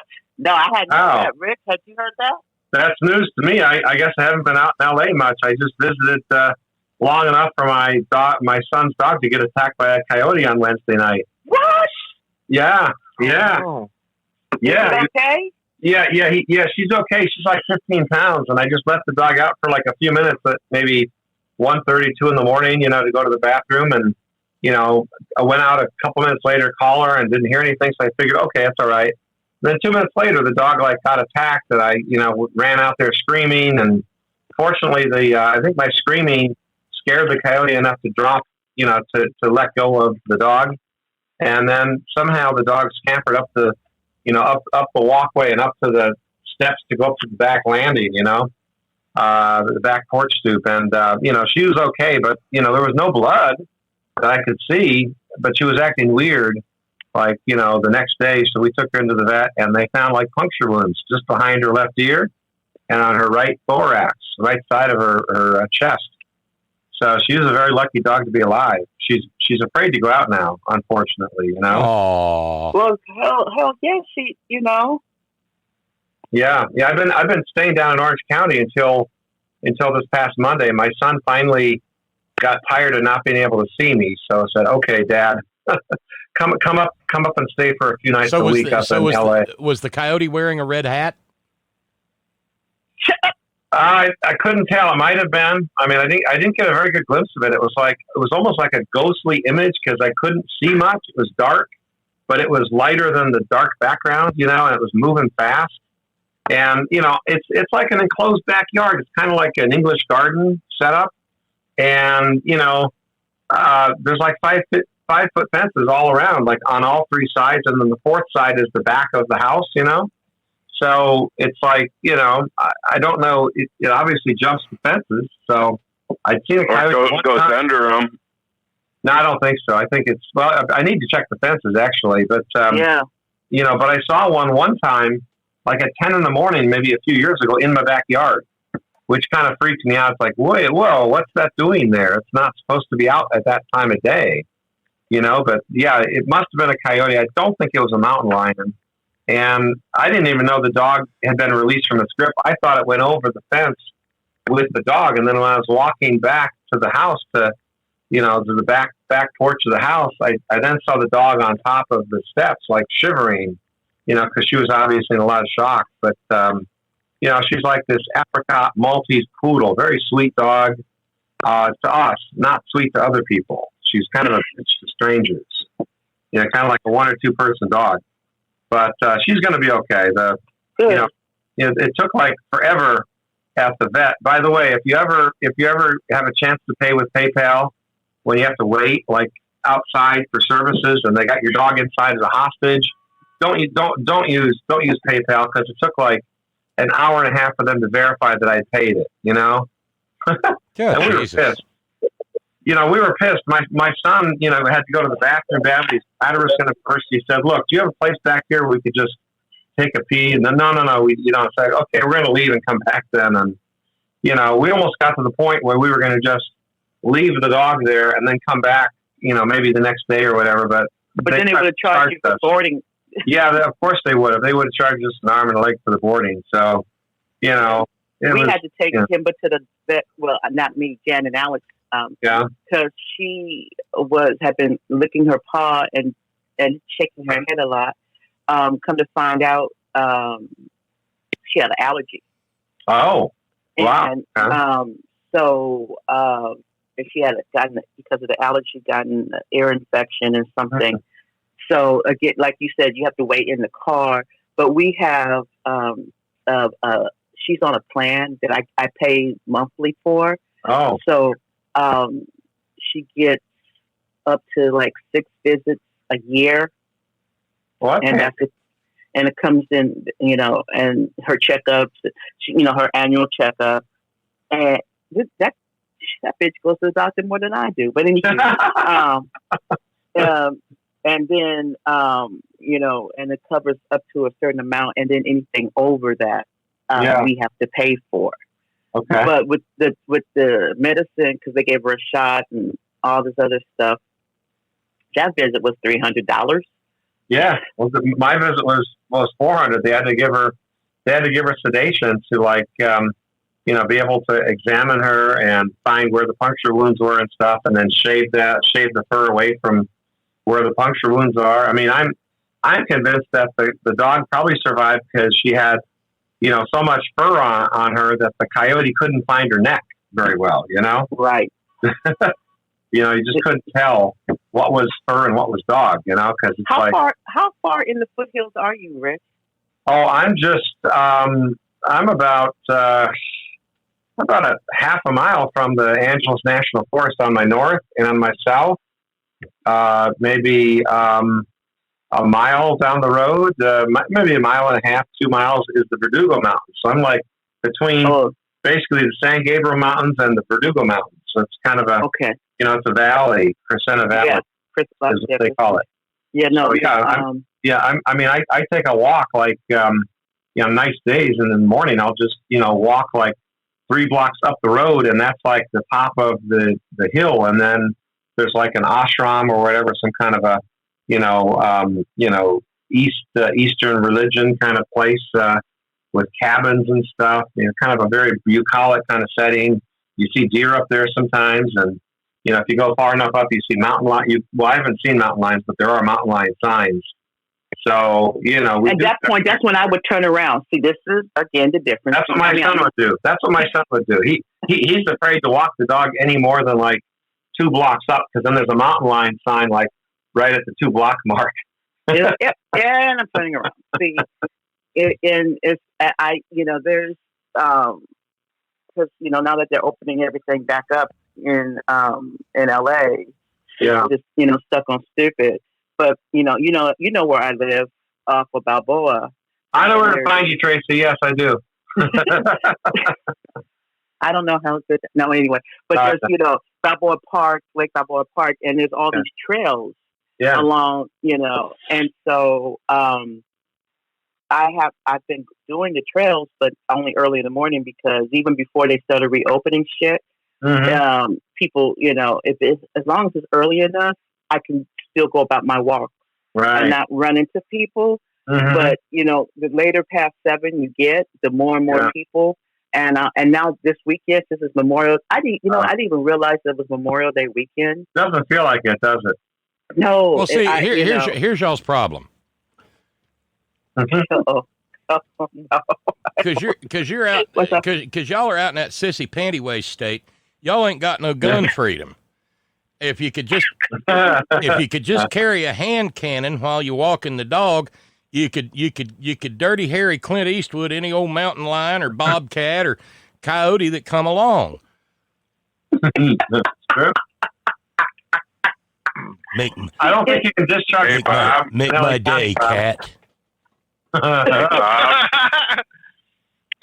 Yes, Sparky. Yes, Sparky. Up in Modoc County, everybody drives around with the Easy Rider rifle racks. Oh, great. Oh, yeah. Come across the mountain lion that's been imported from Southern California. They used to ship them and drive them all the way from Southern California to Modoc County. The deer population thinned out and the antelope disappeared from Big Valley. They used to run. I mean, used to be able to go up there when my father-in-law was alive, and you drive up to his house, towards his house, and there's an alfalfa field on either side of the road, and there'd be deer and antelope out in the alfalfa field. When the deer and the antelope not anymore. They're all gone. They went somewhere. So you guys think owning a gun is like a commodity fetish for the redneck? I don't understand what the allure is. Why do you have to have a gun? And I mean, there's this whole, because if you ain't got no gun, you ain't got no freedom. Oh God, that's great. It's in the Constitution. Yeah, the penis extension. It's a penis extension. Yeah, that's true. Yeah, it's a displacement of the phallus. It's true. The Verschiebung des Phallus. I see you posted some deer pictures, Chris. Or is that your backyard or something? Oh, nice. No, my friend down in Amity had a birthday party, a social distance birthday party with pizza and wine. And 10 deer started just hanging out in our yard. It was pretty awesome. Oh, that is cool. Yeah. Fucking. So you mean rats? You mean rats with antlers? Oh, I know, Bob. You hate them. They're all toes. Wait a minute. Hold up. Bob, you have a problem with deer? I got a huge problem with deer. Rats with antlers. Just coming from a man that loves possums, but you got a problem with deer. Okay, why? Ain't no possum ever destroyed $1,000 worth of garden of mine. Okay. Okay. Oh, speaking of gardens, Alex started a garden. We're gonna have he put it as cucumber and basil and tomatoes and peppers and chives. Let's see, chives, peppers, basil, and it's coming up good. It's coming up really good. He there was just so happens when he put in started the garden, there was an article in the Daily News, which is the bastard stepchild of the LA Times out here, and so there was a huge article about what to plant in your garden to help with the bugs, and it was about all these different flowers like marigolds and something else that would keep the bugs from eating your vegetable plants, and then they would, and bring in other good bugs like ladybugs and and bees and stuff like that. So so he's very excited about his. I'm looking forward to the tomatoes because Sparky. I air fried my first set of air fried bacon the other day. Yeah. It brought a tear to my eye, and now I'm looking forward to that first tomato for the BLT. Well, and yes, I'm going to put it wasn't Benton's bacon, though. No, it was. I haven't ordered the Benton's bacon yet. That's when don't air fry it. Don't air fry it. Don't air fry Benton's bacon. It'll stink up your whole house. Well, if you consider hickory smoke to be a stink. No, it was just regular plain old Parmesan bacon. Bob, I got another toy, another kitchen appliance, and if Carol Baker is listening, I meant to messenger her on Facebook, but I got the Foodie air fryer toaster oven. The fold away one? Of course. Well, see, everything. Did I hear some hater? Are you drinking the haterade, Bob? Did I hear? No. I'm celebrating with you, and I'm just telling you, life will really change when the Bentons comes in. Yeah, you know what? That as a matter of fact, I think I'm going to order some now because, to tell you the honest to goodness truth, I have forgotten about Benton's bacon. Because Benton's bacon. I love it. I love the internet because I know they listen, and it freaks me out though that Well, when you order your Benton's bacon, do yourself a favor and order a ham hock too. They will send it to you. They will send it to you quartered. Sawed into 4 pieces. And if you put that in the crock pot with some beans and just let it go, it'll be heavenly. Oh, and speaking of food porn, guess what I grilled the other day? Thinking of you the whole time. Do tell. Because I just had to short ribs. Oh, yummy. Oh, those are just heavenly. When you do them right, they melt in your mouth. I'm not a big beef eater. I didn't grow up eating a lot of beef because we didn't have that kind of money. We were fork tender steak eaters. Smothered. Yeah. You didn't even know not to eat that steak. So I didn't grow up, eating a lot of beef. Conversely, the wife is a meat and taters girl. So, but I did them slow and low. Oh my God! Succulent. And a marinade. They melt in your mouth. It was the most wonderful, and they came right off the bone, And so, since I grilled them, they weren't as greasy as they would be, because the grease. And it was, I thought the whole time I was thinking about what would Bob do. Yeah, I meant to ask you how to cook them, but I haven't been around. I probably would not have been much help because I'm not real good with beef plate ribs because you can screw them up in a heartbeat. Yes, you can.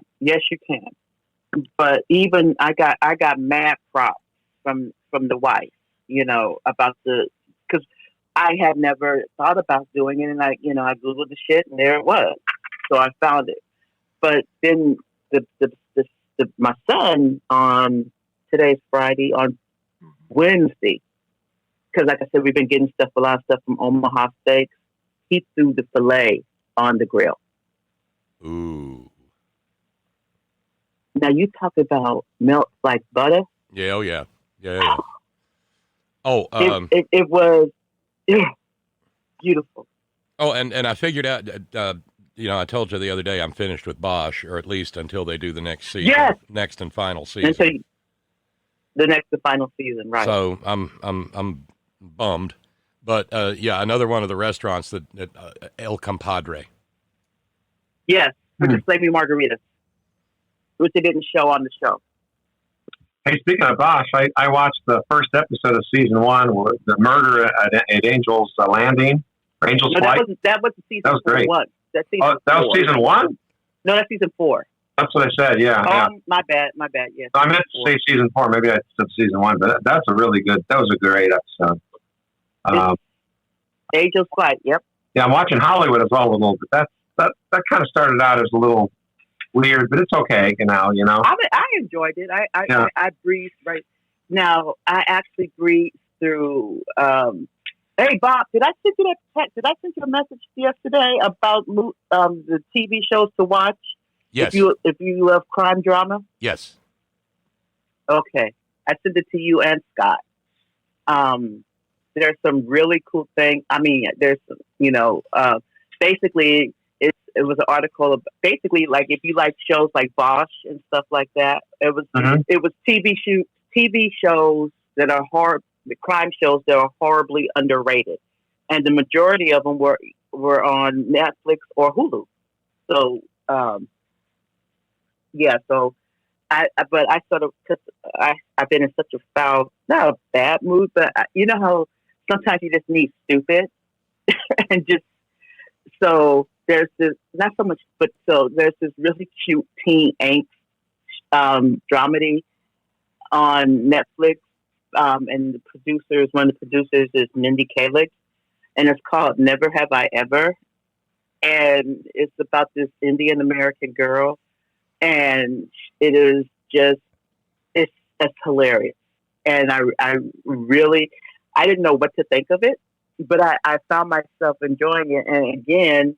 It's just, because of what we're going through right now, sometimes it's just fun to be a teenage girl. I'm allowing all the fellas in there to I need you guys to find your inner teenage girl. And what network? Netflix. It's Netflix. Oh, it's Netflix? I think I found it. Oh, by the way, Robert in Australia has kindly provided us with an affirmative defense. Should one need to use one's prophylactic cricket bat because you have been coughed on by a maggot? It's cricket bat, whack, and then when the cops show up, you say, "I was trying to help. I saw a murder hornet on their face. It was about to eat their brains." I was a baby murder hornet. I think a few minutes ago. You saw the Rona. You saw the Rona and we're trying to swat it. Maybe that's another. Well, I got my electric tennis racket. I was hunting it. There you go. Well, Darlene is of similar mind with me. Darlene said, "I've been thinking the same thing. It's an act of self-defense to fend off a potential virus carrier, assault and battery." If they cough on you, they have effectively taken the first swing. That's true. That's true. And it's an aggressive act too, and it's intentional. Wait, I'm okay. Back to the bitten bacon. Am I looking really? Does it really say $80 for ham? Wait, what? That is a whole ham. Really? Yeah. Okay. I'm looking. I see the bacon, but I don't know. Maybe I wonder if they have. I paid like $65 to get 4 pounds delivered. Okay. Yeah.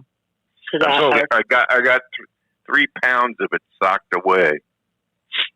So what's it like eating? What's it like eating pork? What's it like eating pork? I haven't had any in like 3 years. It's heaven.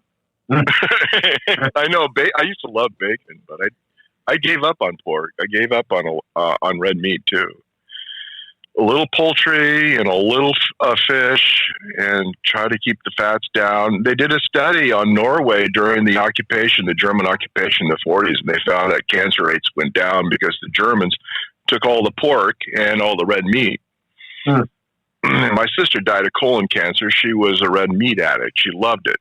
She loved the gristle, the whole 9 yards. So, and I don't want to put a pale of concern here in the chat or in the discussion, but you know, it's life is better when you don't eat animals. And I'm not promoting veganism, but it's nasty stuff. Well, just remember, Shelley there at Gelson's in Dana Point, California, is a vegan chef.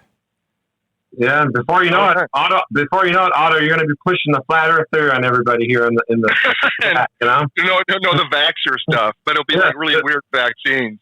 Don't take the flu vaccine. That's a Bill Gates vaccine. Well, but you know, Flavio put that question up toward the beginning of the program, echoing something I'd said a couple of days ago. We don't have any anti-vaxxers in this community because we have brains. But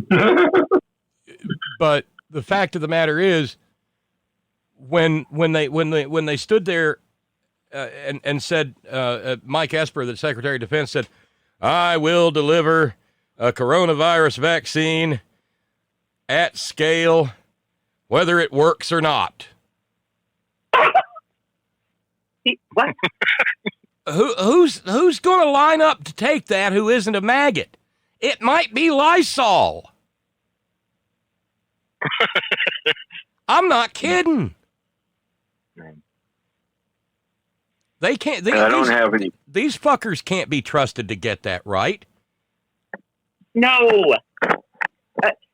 I wouldn't, even if they came out with a vaccine today, considering the current administration, there is no fucking way. For all we know, they'd be injecting Diet Coke. No, I asked my doctor. Version of needles. I had 2 needles injected into my kneecap yesterday. Ooh, but cortisone? Ouch. No, Orthovisc. Okay. First needle that goes in is a numbing compound. Yes. Oh, ouch. And then the Orthovisc goes in next. Oh. And I got to go back next Thursday and the Thursday after that. I do that every 7 months now. Is this like, what is the, I'm sorry, what's the treatment for? Osteoarthritis. Oh, my God. Yeah, Dan has to go every other... It's only used in the knee, though. You can't use it in the... They won't allow it to be used in the shoulder or any other joint. Oh, wow. Have you tried Tramadol? Yeah. But that helps temporarily, doesn't it? Should. Well, I haven't prescribed to me. My wife gets it.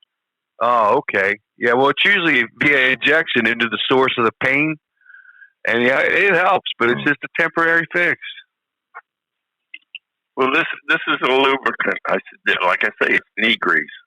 Nice. Well, there's the girls. Oh, I see. It's a topical thing. But is there like a homeopathic remedy for that, or is there like well, I don't know. Like, my dad was really big into preventive medicine, and he was really big into giving people vitamins. And he used to give me IVs, drip IVs of vitamins, and I felt great for like a week. And I remember I went to the dentist office, and they looked at my teeth. They said, "We've never seen teeth like this," and it was because of those drip IVs with minerals too. So, but a lot of people don't. A lot of people thought my dad was a quack. All he wanted to do was prime the pump with vitamins, and it worked. I remember. Well, I take 200 milligrams of hydrolonic acid every day, which is the same thing as Orthovisc, basically, only it's in a pill form. What type of drug? What type of drug is that? It's not a drug. It's a natural occurring. It's a lubricant. It's a supplement. Okay. It's a supplement. Yeah. So it's a lube, huh? Well, it's just a supplement.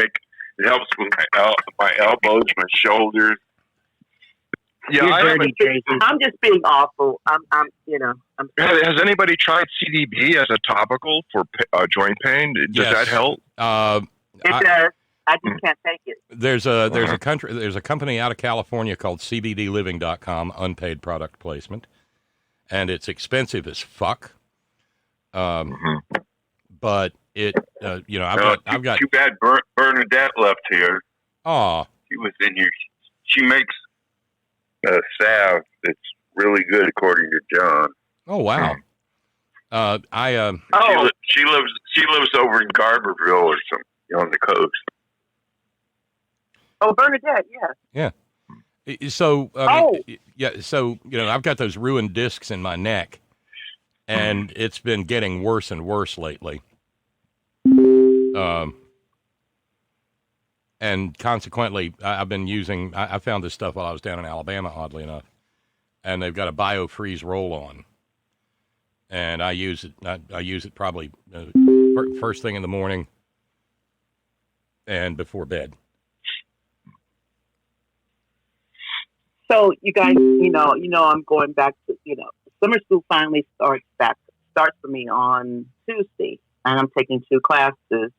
One is poli-sci, as a Black perspective, and another one is contemporary issues in the African American community. So I had to watch. I had to do some pre-homework already. I hate online classes, but anyway, I had to watch a video, Trouble in the Water, and it was about the Katrina, the aftermath and before about Hurricane Katrina, and I knew it was bad how my folks were treated, and when I say my folks, I mean Black people, because I really don't have any. I have family in Louisiana, but up in Shreveport. My God, some of this movie both enlightened me and angered me and saddened me, and all. I had a whole lot of feels going on watching this video, but it showed the resilience of my folk. But what really hurt me was the woman, because this woman had videoed the whole thing. She videoed from the beginning, like 2 weeks before Katrina, when they could have gotten everybody out, to, the day of Katrina, and listening to her on her phone calling for help, and the 911 operator saying nobody's coming. And she's like, so that means I'm just going to die. Unreal. The Superdome experience would just, it looked horrendous. It's not even this is before they even got to the Superdome. This is just, trying to, and going, and these were some of the people, I didn't really even realize about the naval base situation when they were told to go to the naval base. Naval base is, had all this housing and empty and all this, and they were, guns were drawn on them. They told them to get away, and, people, it, and when they say, this isn't racial, that part, it was just, I just, to hear, Dumb and Dumber saying, we're going to give people, the help that they need and all this. And of course, no help came. And I just, it just harkened back to what's happening with the coronavirus now. Because they were promised extra $2,000 per household to get, for emergency housing, food and clothes. And of course, people, what my favorite part is, you have to prove your residency. Motherfucker, my house is underwater. How am I supposed to prove residency when I have no address anymore? When the only thing I have is the clothes on my back? Do you think I fucking came here just for a funky $2,000 to, and of course I know there was fraud. There's fraud every time, everywhere.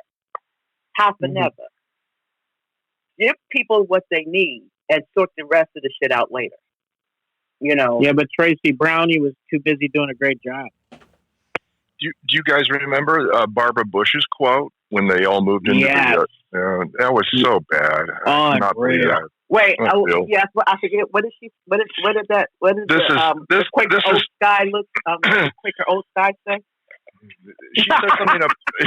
She said something about. Things are working out for them so well here in Houston. We're afraid they won't go home. Oh my God! This is much better than most of them are used to.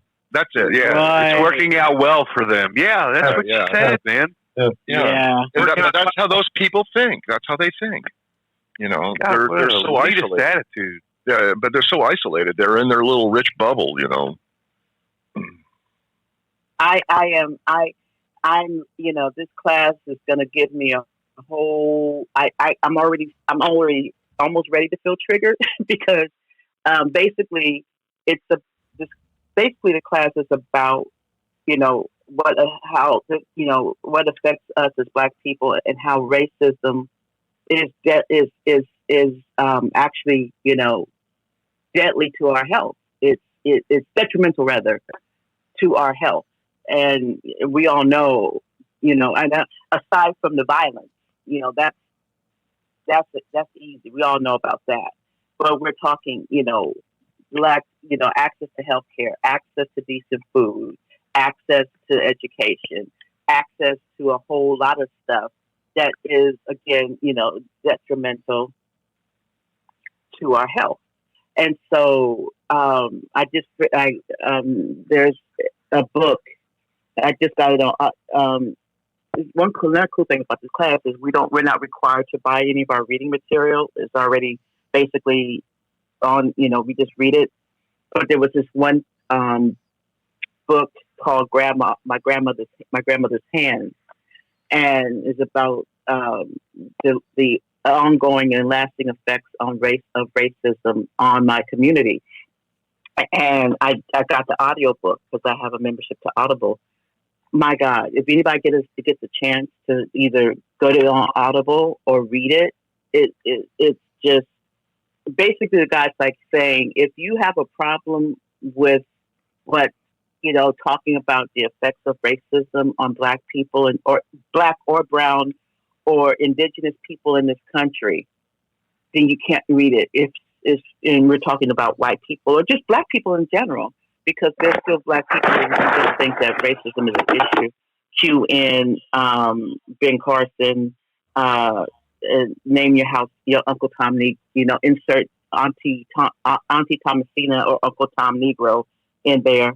But yeah, Diamond and Silk, right? That's it. Thank you.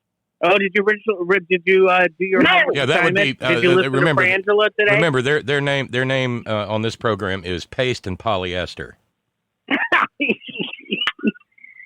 Hey Tracy, did you do your homework and did you listen to Frangela this morning? You know, you have to. You know what, baby? You need to send me a text message or a reminder because I always forget. Oh, okay. That Fridays, I'm barely able to. They were talking about the backup lackup again this morning. Or it was one of that commercial. They won't let that go.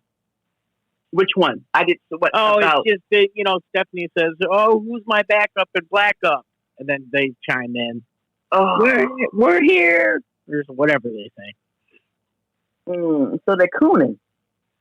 Yeah, I guess. I don't know. I know you. They are funny, and they were, and they are fucking hilarious. I love them, and they were on point today because they were calling out exactly what you're talking about with this COVID. That it's hitting folks that have skin that's colored, you know, darker than what do you say, Bob? Yeah, the brown paper bag, right? Yeah. It's hitting that our community, people of that community, much harder than anyone else. Mm-hmm. And they did a great job this morning. It was good. It was really good.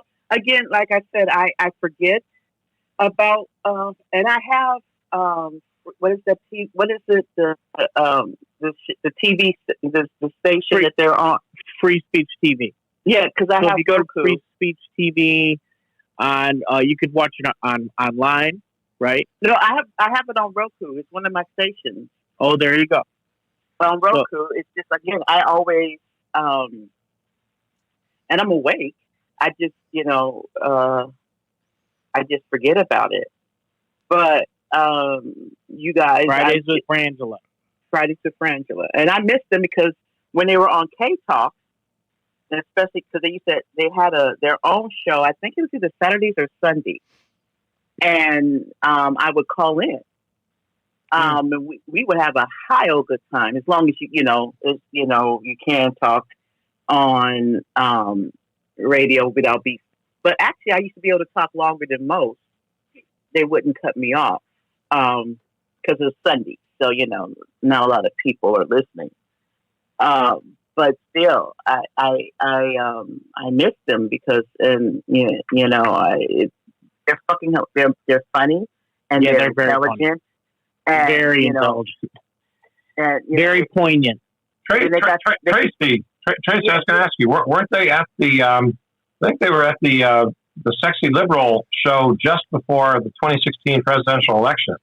Yes, they were. Do you remember meeting them there? I think I remember talking to them or meeting them or something. No, I didn't go to that show. But no, but they. Okay. No, I guess I went myself there. Okay, because I met Brad Friedman, the Green News Report, and I met Frangela. I met Stacy, not Stacy, Stephanie Miller. Mm-hmm. So I met Brad Friedman and Desi Doyen at that Netroots Nation that I went to. Okay. Because that's how Brad Friedman is how I found Bob. Well, there you go. He's the one that told me about Bob all these over 8 years ago. And then I guess I'm trying to remember which Netroot Nation was that 20. When did I go to Bob remembers more than I do. When it was in whatever year it was in San Jose. Yeah, I didn't make San Jose. That was the year after, I think, Vegas or maybe Minneapolis. Right. And of course you didn't make San Jose because I was there. Because had I not gone to San Jose, you would have been there. Because that's just how shit works. Well, see, the problem is I did not know the Jose? way to San Jose. We'll give you a cowbell there, Bob. Oh, thank you.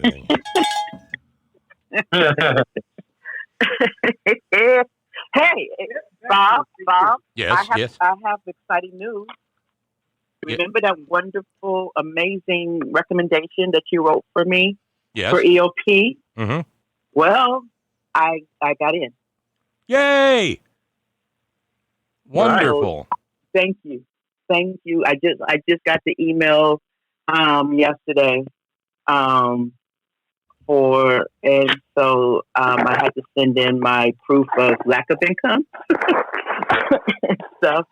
But I am beyond over, and I have to say I've been kind of on the asses. It's like, because typically EOP on the JC level, you don't have to, if you meet certain, socioeconomic background, then you pretty much automatically get in. But at CSUN, not only you have to meet that criteria, but you also have to have an interview. You have to have, as Bob and one of my instructors sent in amazing letters of recommendation. I'm like, really, y'all? Okay, y'all. You like me. You really, really like me. But thank you. Yes, Sally. Yes, we do. Now, Karen.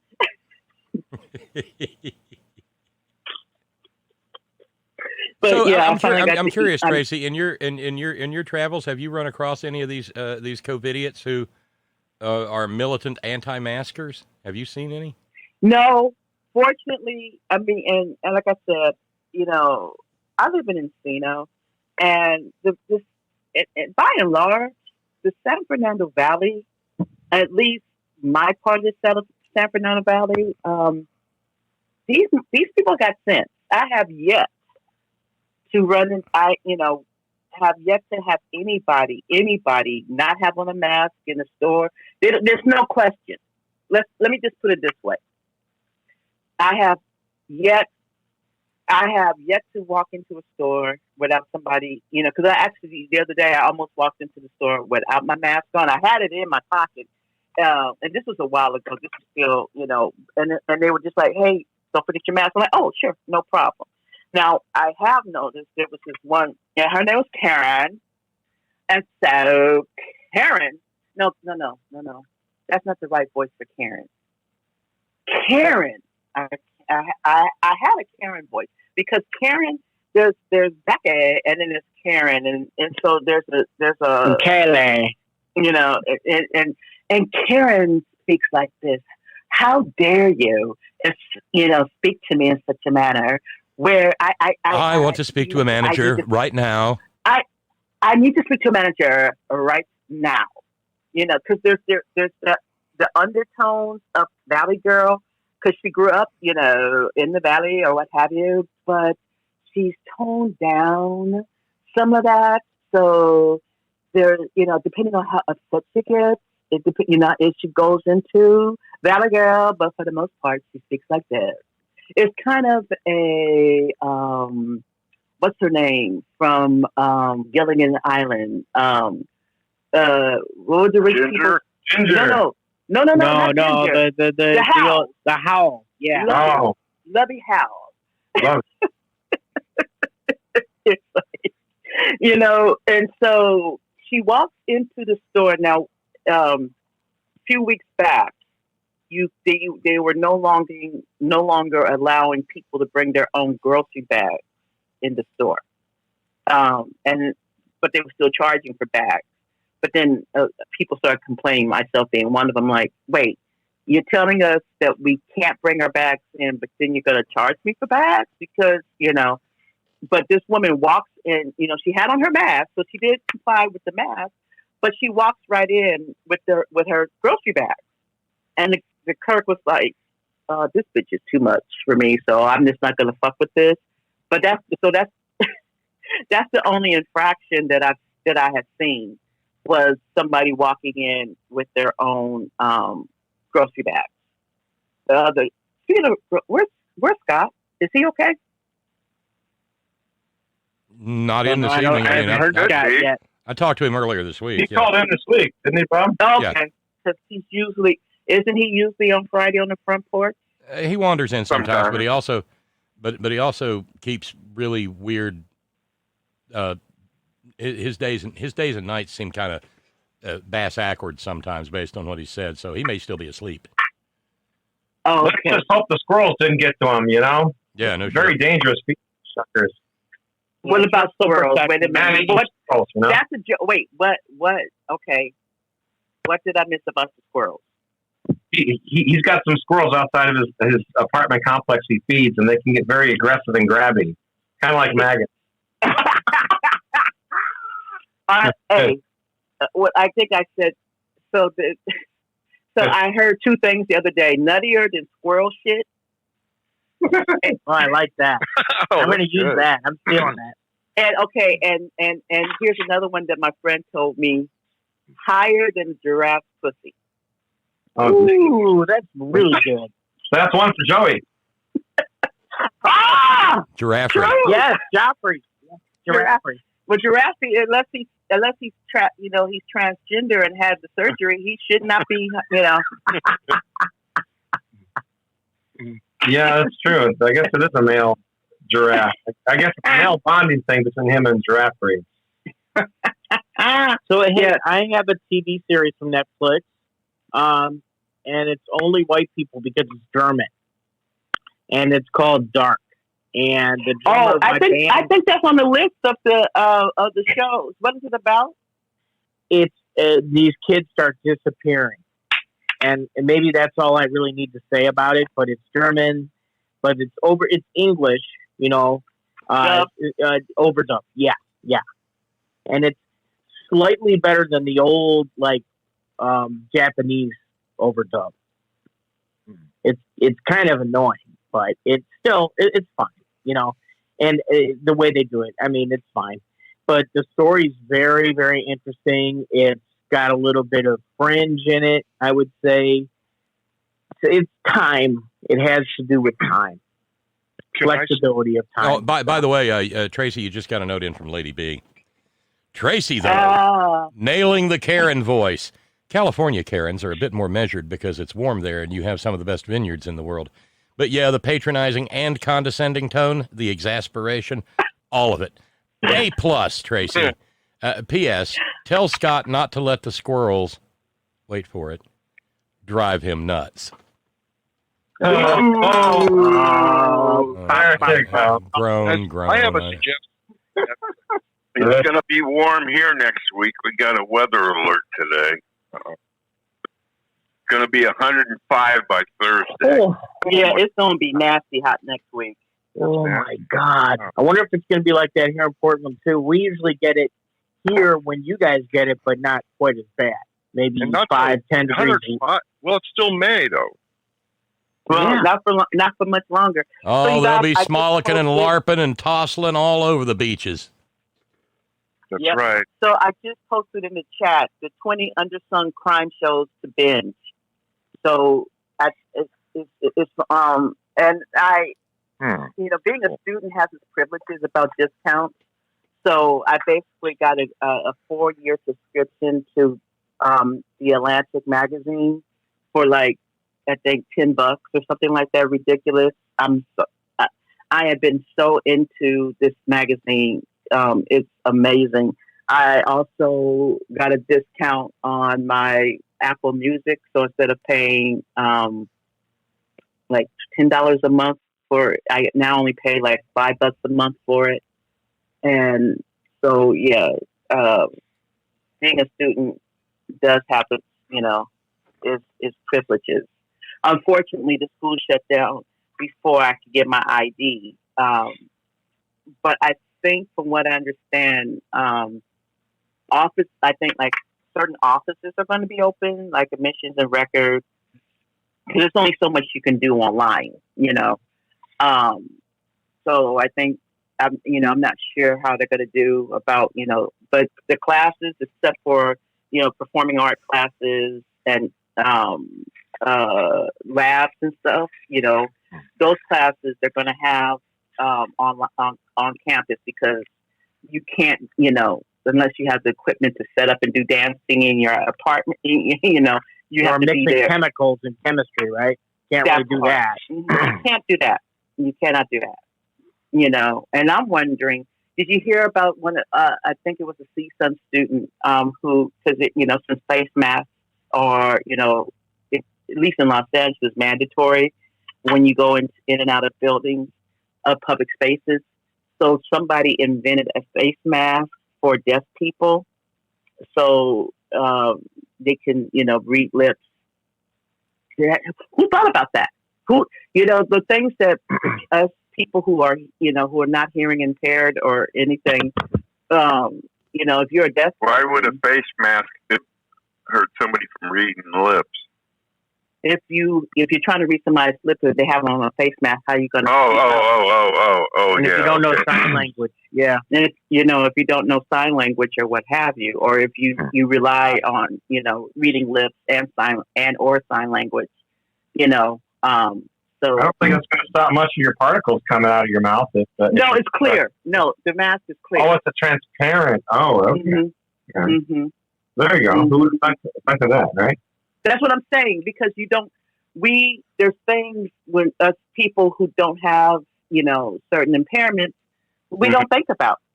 And just so happens that CSUN, Pierce College and CSUN, Pierce College is a JC out in the West Valley. Yeah. It's one of the leading schools for American Sign Language. As a matter of fact, at CSUN, they have an entire department on deaf. You could get a degree in deaf studies at CSUN. As a matter of fact, they have what it is.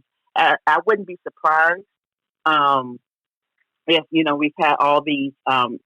The sign language interpreters during all of our briefings, from the mayor to the governor, to county health. I wouldn't be surprised if those people were not graduates of the CSUN program.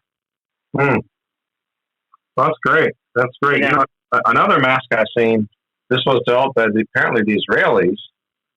It allows you to eat and not have to take your mask off between bites. Basically, you open, there's like a button, you hold it in your hand. Whenever you want to open up the mask, it opens up a little mouthpiece to stick your food, and then you shut it after your food is in there. Then you chew it. So at least, you can go to a restaurant without constantly taking your mask on and off while you eat, which is kind of handy, Obviously, it's going to, it's still going to allow some stuff. It's called Pac-Man mask. Oh. Okay. Yeah, look it up. It's a real deal. Well, because, it's just, I don't know if you guys, because I sent you an email last week, Bob, about, them opening up the restaurants in Norco. I don't know if you talked about that at all. We're not up in Norco, down in Norco. And I so I became unhinged when I saw that. I think I even did the clapback in my email. Yeah. But I don't know if it's I think it was the owner of the restaurant, because they had the news report, and the idiots were in there, grinning and waiting for their pancakes. Because I have to say, I've been to the original Pancake House, and their pancakes are fucking amazing. Oh yeah, okay? and that's a chain. I mean, but that they're roundabout various places. I've been there to one in Birmingham and one in Atlanta, in the DC area. You ever had the let's see, what's it called, the Dutch Baby? Yeah, it's a German pancake, and it's huge. Yes, huge. About 12 people, a family of 12. Yeah, and it's almost more like a souffle. Yes. Yes. But so to justify, so they're all in there, no mask, The waiters and waitresses had on masks, but the patrons didn't. And she's like, well, we have the American flags on tables, so we know those are the tables you're not supposed to be sitting at. And so, but we're just so happy that we're opening. You're on a Valley Girl roll this evening. Yeah, we're just so happy that we're open because our community really needs, to get out and stuff like that. And so, when I'm looking at the tables with the flags on them, it just came to. I'm hearing you talk about the churchgoers. Honey, I'm bathed in the blood of Jesus, so I'm protected. And so now I guess the American flag, like the orange is the new black. So now the American flag is the new bathed in the blood of Jesus to protect, so you're going to be swaddled. So this, are you swaddled in the American flag? And that is now the new, so that's the protector from the COVID. The fucking American flag. Come give me your flag decal won't save you from the virus anymore. Yeah, that's Check out that picture I posted in the chat of Denny Hamlin when he won the NASCAR race the other night. His mask. Is that the guy with the FedEx shirt on? Yeah. Look at his mask. Wow. Turn off your camera. The guy just joined. Yeah, you can turn off your camera. Okay. Sure. Good deal. That looks kind of creepy. Well, it's smile. that's so bizarrely creepy, but okay. It works. Mm-hmm. Hey, can I throw out a topic for the group? Mail-in voting, right? Yeah, stand by just a second. Bob. Yeah, I just want to jump in because I got another note from Lady B here. Speaking of church burnings, I myself think it was a bit of creative arson, but then again, who knows? Talking about Holly Springs, Mississippi. I mean, really, what pastor would actually burn down his own church? I don't know, a pastor who wasn't able to make the mortgage payment, but the insurance was still in effect. I mean, that's just me. Anyway, Holly Springs, Mississippi. Holly Springs, Mississippi. I'm very familiar with there. That's where my college is or was. Unfortunately, over the years, they just kept losing money, and honestly, I believe this pandemic will shut them down for good. But I remember taking trips up to Memphis. It's literally like 33 miles away or so. I actually wonder if the town and city haven't already met at this point. It's been 30 years since I've been there. But yeah, I've been thinking a lot about the masks. I've been very fortunate. The people in the stores that I purposely choose to go to seem to be taking the masks seriously. There are a couple of chuckle fucks who don't want to be bothered, but the stores I went to today were relatively clear of those people. It's almost like a peer pressure issue now. If you're not wearing a mask, people look at you funny. Now the stores in the poor areas, yeah, they're behaving the same fucked up way. I've said this before, Bob, and I'll say it again. Treat yourself like a rich person. Spend the extra money to shop at stores where the people are properly masked and even wearing gloves. Treat yourself like a rich person. The rich are not going to die of this, Bob. Just the rest of us. And P.S., someone mentioned worshiping stone statues. Reminded me of Sting's song, All This Time. I love that song. Romans built this place. One of the young men at work had been wearing a dirty mask for 3 weeks. He didn't know he was supposed to wash them. Also, my fucking boss thinks the virus is similar to HIV. I told her it was not.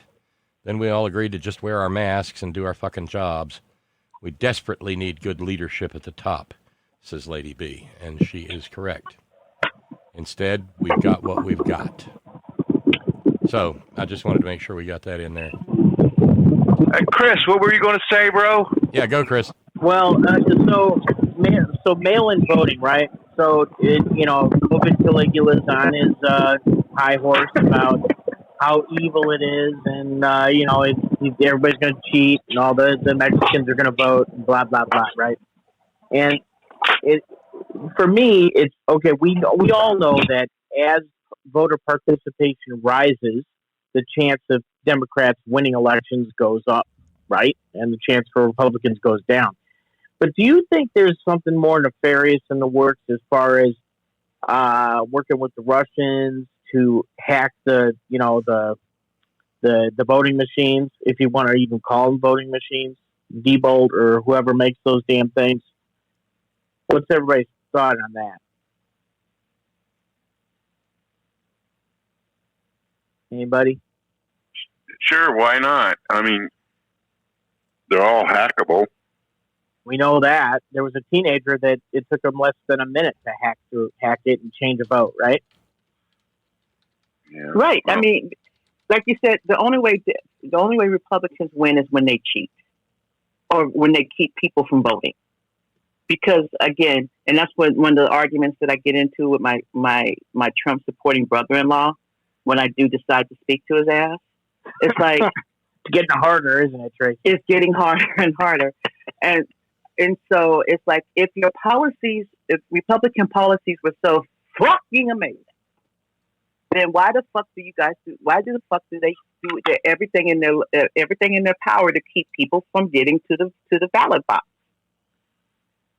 Because if your policies were so great, then you wouldn't have to worry about it because everybody would be voting for you, right? Right, and there's a fundamental truth in the background of all of this, and that is, if everybody votes, Republicans never win another race nationally. Mm-hmm. Yeah. Well, everybody in the state of California is getting a mail-in ballot coming November. Oh, and by the way, where masks are concerned, I just got a note from Matt in San Francisco. Matt works as he's told us before, Matt works in retail. And he said, I have to tell people to put on a mask. It's usually only a handful a day. I simply let them know I'm happy to help them once they put on a mask. The other day, a woman said, it's a free country. That was a Becky, I'm sure. I said, it certainly is. You either wear a mask in this store or you're free to shop somewhere else. There's your freedom. She pulled the mask out of her purse and put it on. It's a thing, Matt says. People are trying to make a political statement. To me, no mask is the equivalent of a MAGA hat. That part. Yep. Yeah. The next Civil War is not going to be the blue versus the gray. It's going to be the mask versus the maskless. Yeah, but by God, any of these maggots get hurt, car wreck, whatever, have to be operated on. Maybe one way to approach a teaching moment is to say, hey, so if you have to have an operation, you're going to be just fine with the surgeon standing over your opened body, dribbling and spewing into it the whole time she's working, right? You're good with that? Yeah. And eating Junior Mints, right? Oh, absolutely. Got it. Yeah. Or I don't know, eating those little really, really flaky, crispy peanut butter cheese crackers. Or just Cheetos, period, making sure you get the orange fingers. Yep. Hey, I tell you what, those new allegedly all natural Cheetos, the white cheddar ones. Mm-hmm. Yeah, they're pretty special.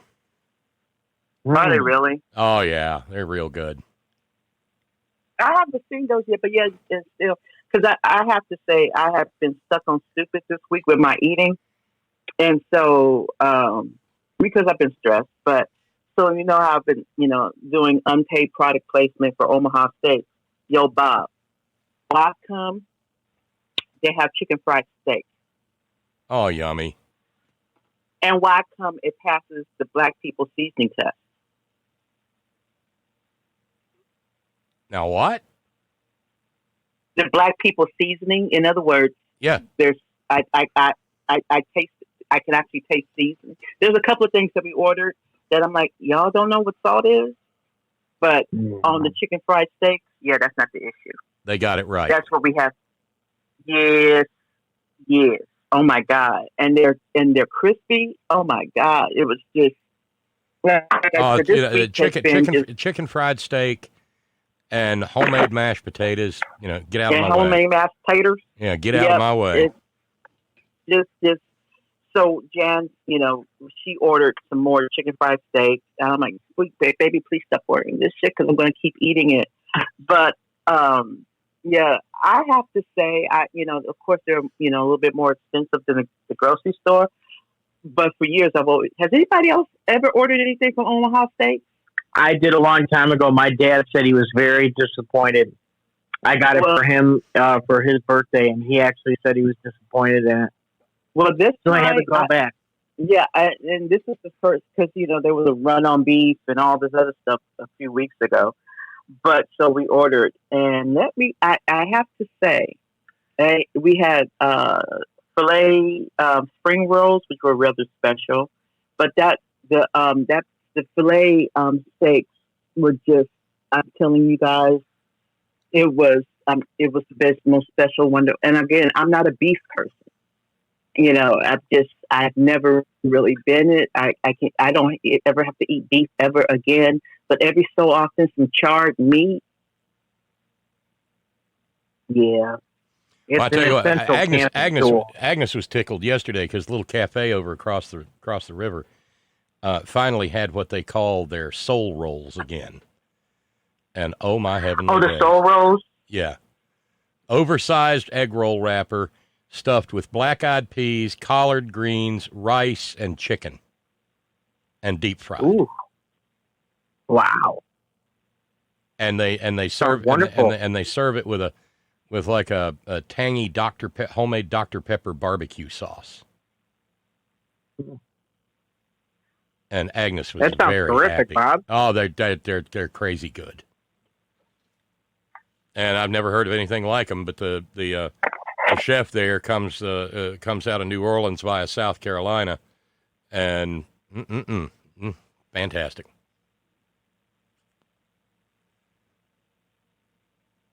And by the way, Conecuh is now flying off the shelves at the local Wigglin' Pig. I'm proud of that. The only grocery store. The only grocery store in the state of West Virginia where you can buy Conecuh sausage. They give you a free package since oh no, I'm not making so much money off of it. No, I'm not that special.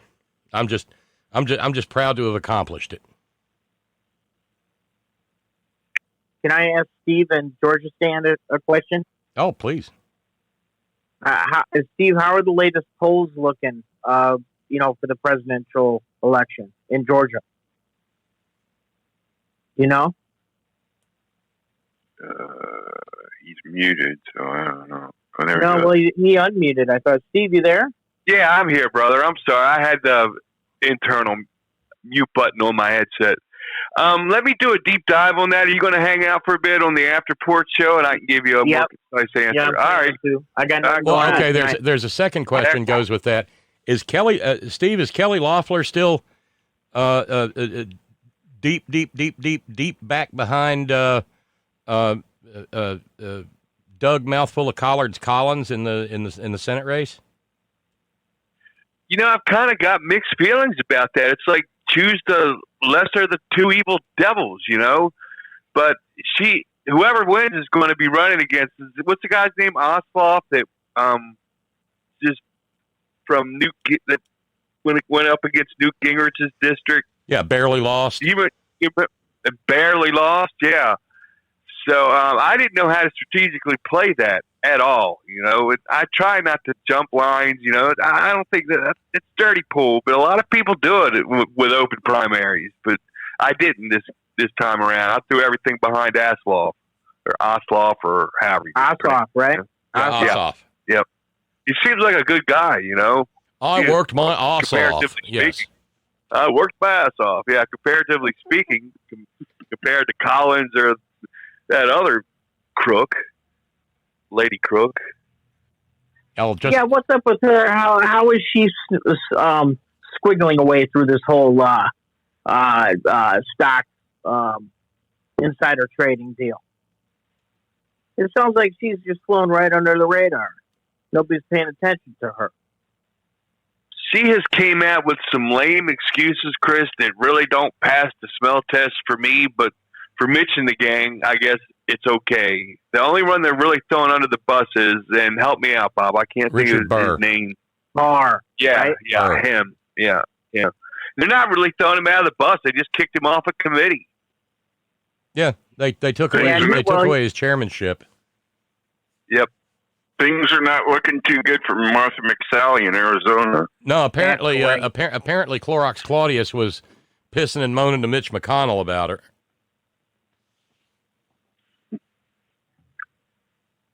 Beautiful thing. That makes me happy. I think Captain Kelly's ahead of her by like 10 points or something. What's the latest on Susan Collins? Well, among other things, she bent down and puckered up and planted a kiss where the sun doesn't shine on Trump, and voted in favor of Dan Ratcliffe. Remember the guy who wasn't competent the first time around? Well, he's competent now, so he's in charge. She voted in favor of his confirmation, and he's in charge of every intelligence agency in the United States now. The unintelligent agency. Yes. All right, Chris, I can give you an answer now. I'm sorry, Bob. Go right ahead, Steve. Go ahead. No. I just wanted to answer. I didn't mean to step on you, man. I apologize. But I wanted to give Chris an answer before the show runs out. According to the latest poll that came out May the 18th, Biden's ahead by 1 point, according to 538. So consider the source who got it horribly wrong. Yes, they did. You know, when Trump stole the damn thing. Well, that's good. It's in play. I think there's a lot more purple going on. It sure looks that way. God, wouldn't that be delightful? And you know, things are not good in Texas either. Hey, Steve. Correct. Hey, Steve. Texas is getting purplier too. Give Steve from North the floor. Yeah, I just want to say something real quick about Steve just mentioned 538. Actually, 538 and all those statistical places basically got it right. You just have to look at just look at the stuff.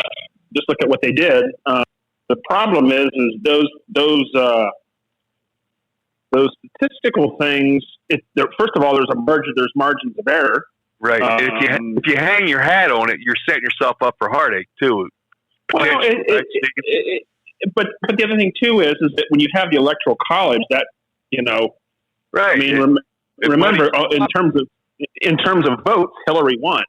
Absolutely, by millions, wasn't it? Yeah, 3 million. But anyway, no. But I wanted to just give Tracy a really good reading suggestion. I don't know if anybody's ever read any James Baldwin, but one of my favorite authors. Have you ever read The Fire Next Time? Yep. That's probably my favorite even it's not a story; it's more just an essay. But I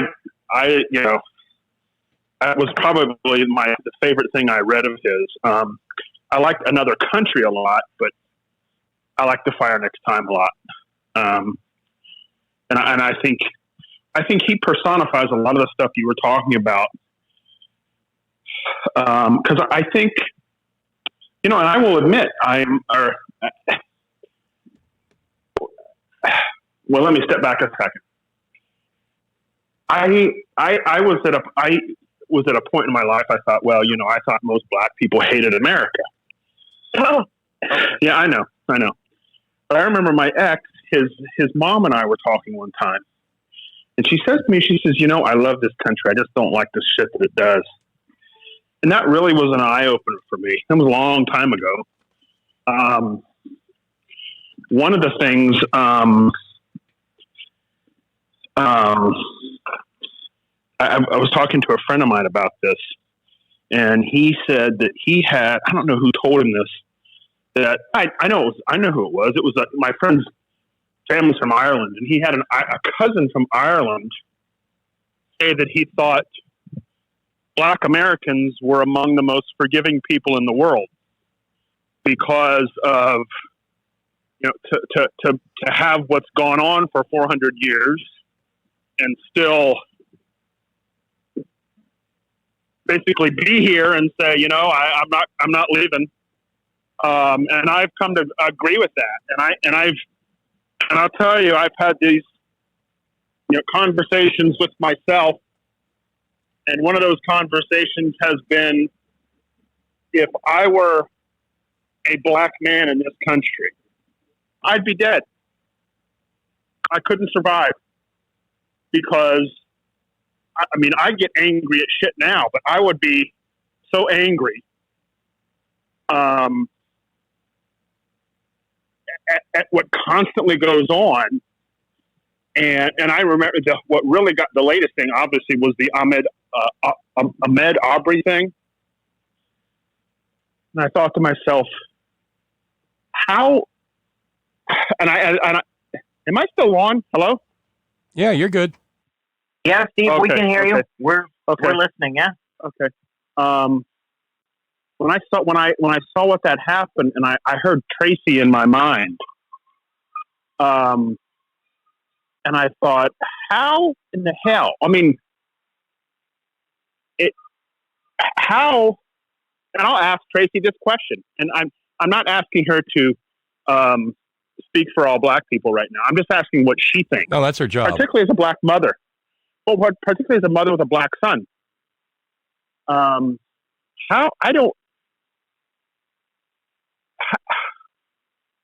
don't know how you do it. Is she there, by the way? Well, I don't think she's in the room anymore, is she? Oh, she left? Oh, she's there. Tell. She's there. She's just muted. Okay. I don't know how. I have a hard time containing my anger when I see stuff like that, and I'm not directly. I didn't realize I was muted. So I don't know how you do it. Because again, I'm going to speak to this, and I hope Lady B is listening as well. We remember when Barack Obama was elected, and Michelle Obama said, for the first time, I love my, something, and she got excoriated. Right. Oh, she got pilloried for that comment. I love this country. For the first time in my adult life, I'm proud of this country, or something like that. Yeah. Right. And so, and back to James Baldwin, there's two of my favorite quotes from him. To be a Negro in this country and to be relatively conscious is to be in a rage almost all the time. We lost you, Tracy. Oh. Can you hear me? What happened? Yeah, you're there. Oh, okay. Skype. Yeah, you got okay, Skype. I got Skype. So there's two quotes. There's two quotes from James Baldwin that I have a T-shirt that says one of them. But to be a Negro in this country and to be relatively conscious is to be in a rage almost all the time. That's one quote. Second one, I love America more than any country in this world. And exactly for this reason, I insist on the right to criticize her perpetually. Mm-hmm. I was actually when I brought him up, I was going to go there. I forgot. I had a senior moment. I went off but that's the one thing that always struck me about him is he had this. I always thought it was so strange. He lived in France for a while, and as I recall, and tell me if I'm wrong here, when he came back, he spent time many years there, and he remarked how much better he was treated there, but he couldn't escape the fact that he was American. Right. You understand? You see what I'm saying? Yeah. Yeah. No. And he also, and I noticed the same thing when I went to Europe and France for the first time, and the only time, unfortunately, at this point. Mm-hmm. And the way they didn't know where I was from until I spoke, and then they're like, "Oh my God, you're an American." They didn't see me other than just another human being. They didn't. I mean, of course, there's issues with racism in England and in France, but to the degree that it is here, it's a whole different matter. And like when Black people from Africa and Jamaica, and islands come here, and they're like, for the first time in my life, I now know what it feels like to be Black, because they've come from other countries and they've come to America. Because there's a concept that people who were not raised here, that they don't understand the boogeyman of what white supremacy is in this country, how white supremacy is built in the DNA of this country. And so when you've never been called nigger with hate and a loathing, it's and you don't even realize just how hateful and ugly that word is until somebody white says that to you, to demean you and to take away your, in hopes of taking away your humanity. You don't know. And to make you an animal. That's what it is. To make you less than human. And less than human. And so, because in order for you, they have to make you less than human so they can justify treating you less than human. Because if you're not human, then they can cage you in jail. Then if you're not human, they don't have to make sure that you're provided a decent education. They don't have to make sure you have access to health care. They can do with your body as they see fit. As they see fit. As Sally Hemings They can learned. let you perish from COVID. Yeah, they can let you perish from COVID without a second thought. Without a second thought. It's not even a second thought. It's not even a thought. Because they can let you call 911 during Katrina and say, you're not going to send any help. Because you're not human. You're less than. So Tracy, do you remember on Bill Maher when they were showing the photographs of Black people carrying their goods through the water, looting versus foraging? Yeah. Correct. Yeah. Correct. Well, Lady B did chime in. She said a 90-year-old Black grandmother lay atop her grandson's body after he laid on the ground after police pulled him over in front of her house. He drove there after supposedly running a red light. He thought he'd be safer there than he was. If he was my son or grandson or nephew, I'd have done the same thing. Lady B says we tolerate, we persevere. It's always been this way. And as a fifth-generation American, I dare someone to challenge my American status. No shit. I triple dog dare you. Exactly. Yeah. How dare you? Especially when it's like when people come from other countries and immigrate here, and it's like they get the playbook on how to treat us. Again, I know I'm sixth generation that's as far as I know can go back, but I know we go back further. it's because, we can't really trace our genealogy because, I don't know, slavery, and seeing that, we don't have the kind of records that most, other folks have about our ancestry, it's a hit and miss. So, when people challenge to tell me to go back where I came from, you mean Springfield, Missouri, or Shreveport, Louisiana, or Pine Bluff, Arkansas, or Oklahoma, so that's where that's where I'm from. What about you? Because I can't trace the folks back to Africa because y'all make sure that I couldn't because you stole their culture, you stole their names, you stole their language. So how am I supposed to trace? I said at least Barack, if he wants to, he can go back to his father's village. But I did, right? Right. So he can go back and he knows what part of Africa his folks are from. I don't. And I will never probably. They can give me an idea of what part of Africa because of my DNA, but I will never know what village. My people were stolen from. Well, I just want to say this, that no segment of the American population has fought more valiantly or tenaciously in any of our wars than Black Americans. Nobody. Just go down the list. And then to come home to be lynched in their uniform. Yeah. Because how dare you wear this uniform? Well, y'all, we run a little bit over, but I'm going to wrap up. The conversation can, of course, continue to take place offline. It's just the broadcast is going to close. I want to thank everybody for the community-made miracle, and most recently, I want to thank Otto and Steve for jumping in. We're actually $70 away from being done with Monday, which is huge.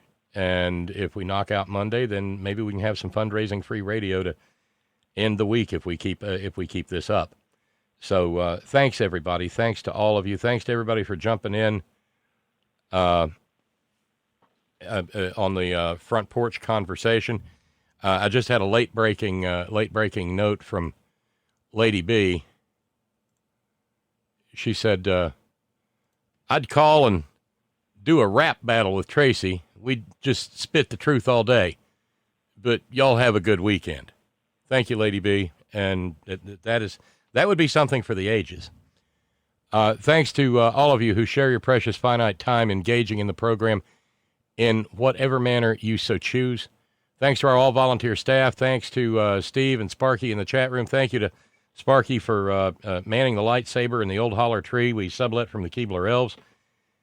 Thanks to our news ninjas. Thank you, Brother Deacon Asa, headon.live.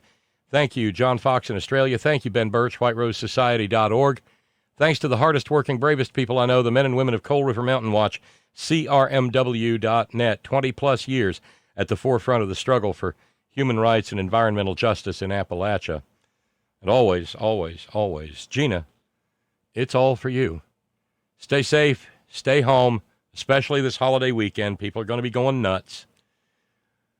Wash your hands, wear your masks, don't touch your face.